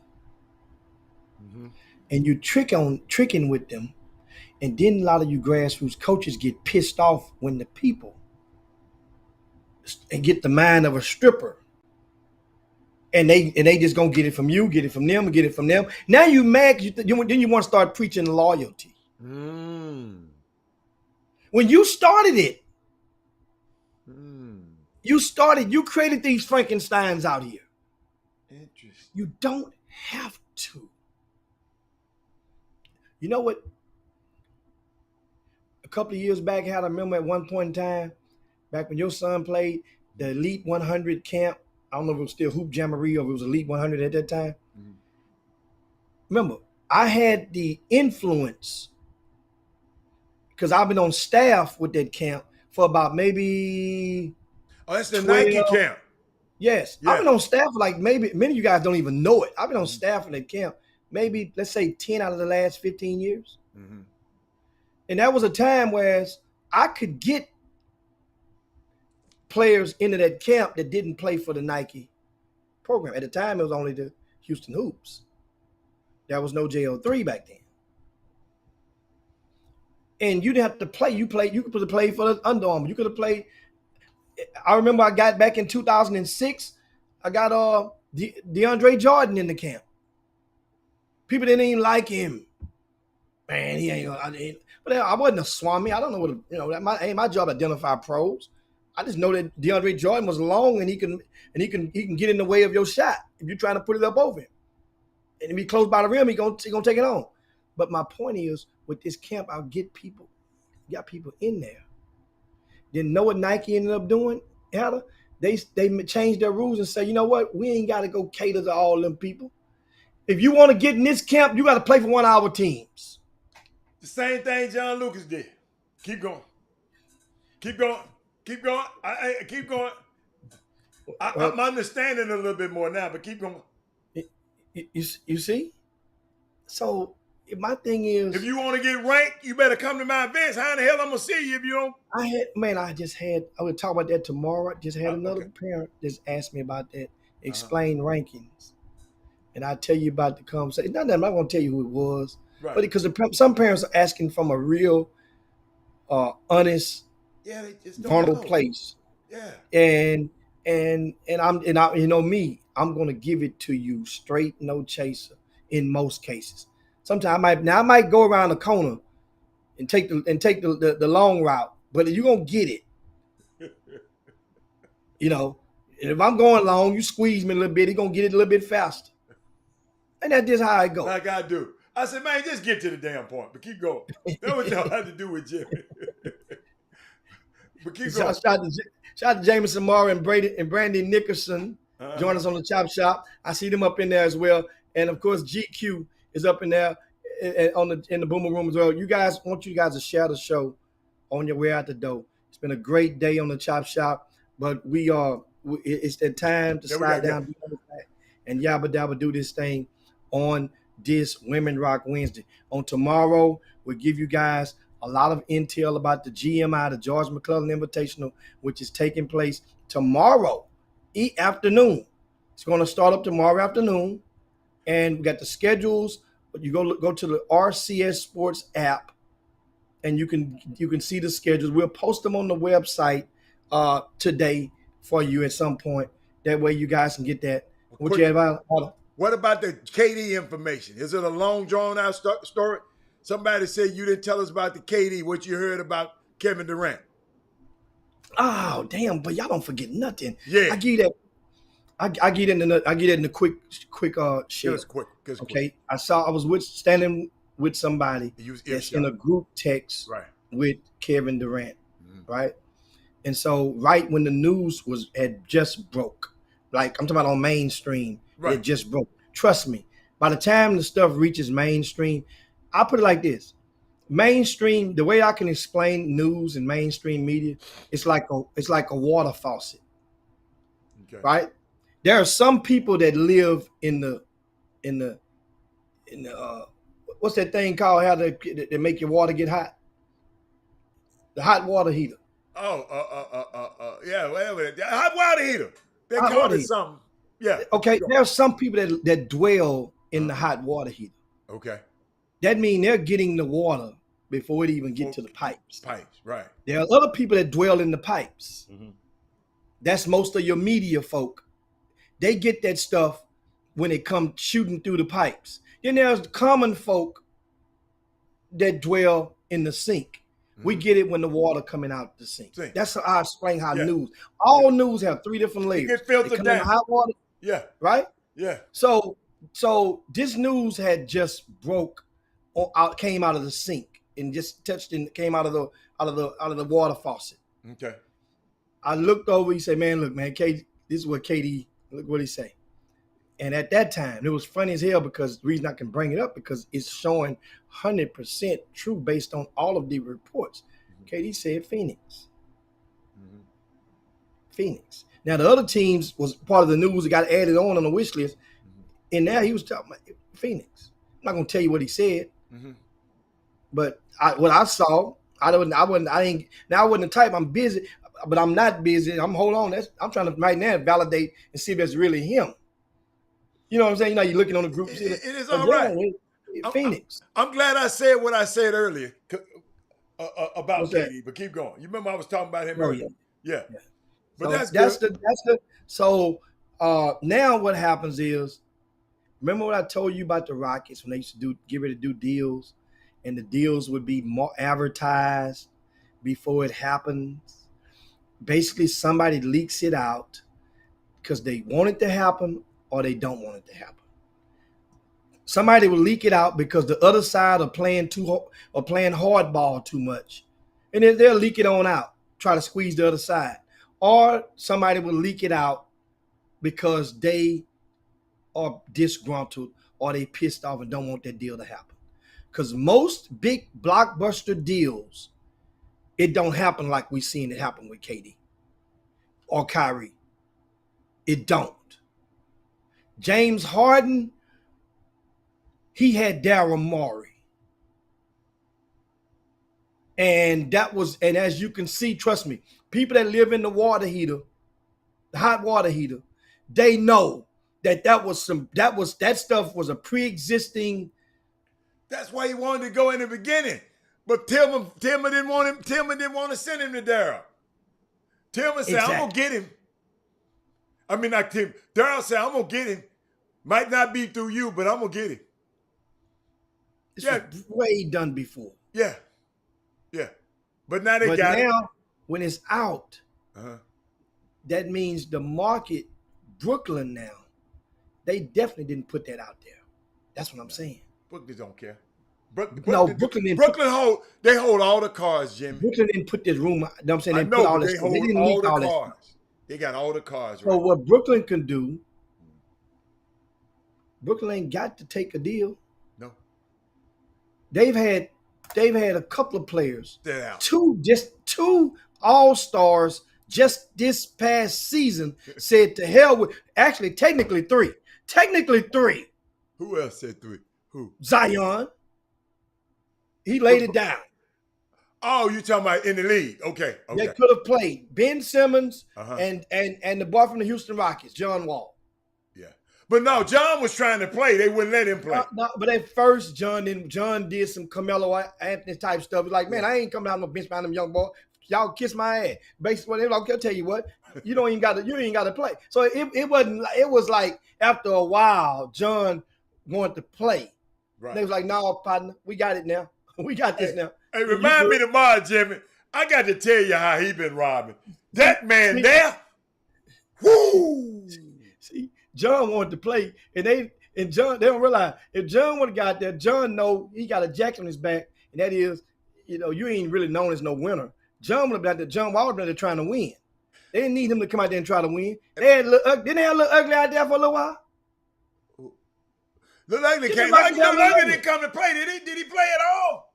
Look ugly played a little bit. Oh man, I don't remember. We They talking had about to, Dennis Schroeder. had to sit his ass down because he was trying to win. Get your ass down.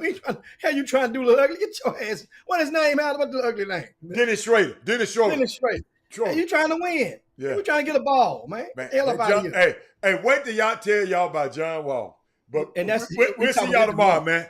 We out of here, Jim. Anyway, guys, share the show on your way out the door. Go Astros. We'll talk about them tomorrow. Man, hey, y'all. Pretty damn good. That dude right there, Pretty damn he good. loving them Stros now. They're pretty Hey, damn good. we got our own. You had Big Poppy. We got Bigger Poppy. We got a dude, Alvarez. He gunning dudes out at the plate with no hops. Al, do you understand what that's like? That's like to gun a dude out from the warning track. Listen, on the left field side is the equivalent to bowling the 300 in bowling. That's what it's equivalent to. That man got a cannon, man. That man got a cannon, man. And then come up to bat the same inning, the bottom half of that inning, you come up to bat and smack one right in the alley. And you walk off. A walk off. Now, it wasn't a walk-off yesterday. Oh, not walk-off yesterday. was the other. Walk-off Dave Vogt. Walk-off Dave Vogt. Then they got youngsters they got a youngster just coming in. Pena. Oh. I got a nickname for him, Alan. Shut up, Know my Sonya. nickname is? Know my nickname is? Who? I call it Holla. Pena. Jalapeno. Okay. Holla. Hey, get Gary to make us some shirts. We get it out there first. Man, Gary, I got to call. Gary working, man. Gary working, man. You and Jimmy Hicks should thank Chicago White Sox for sweeping the Giants. We ain't got to thank the Giants. I mean, the White Sox. What the Giants got to do with the Giants ain't in the American League? Yeah. Man. I don't get Man, that. the Astros pretty damn good. What minute? Astros don't please need tell no Mindy. help. Hey, and guess what made yesterday so sweet? That was against Greinke. That was against Greinke, who used to play pitch for the Astros. He was our my ace. God, He was yes. our ace. We put up 6, 7, 8 runs on Greinke.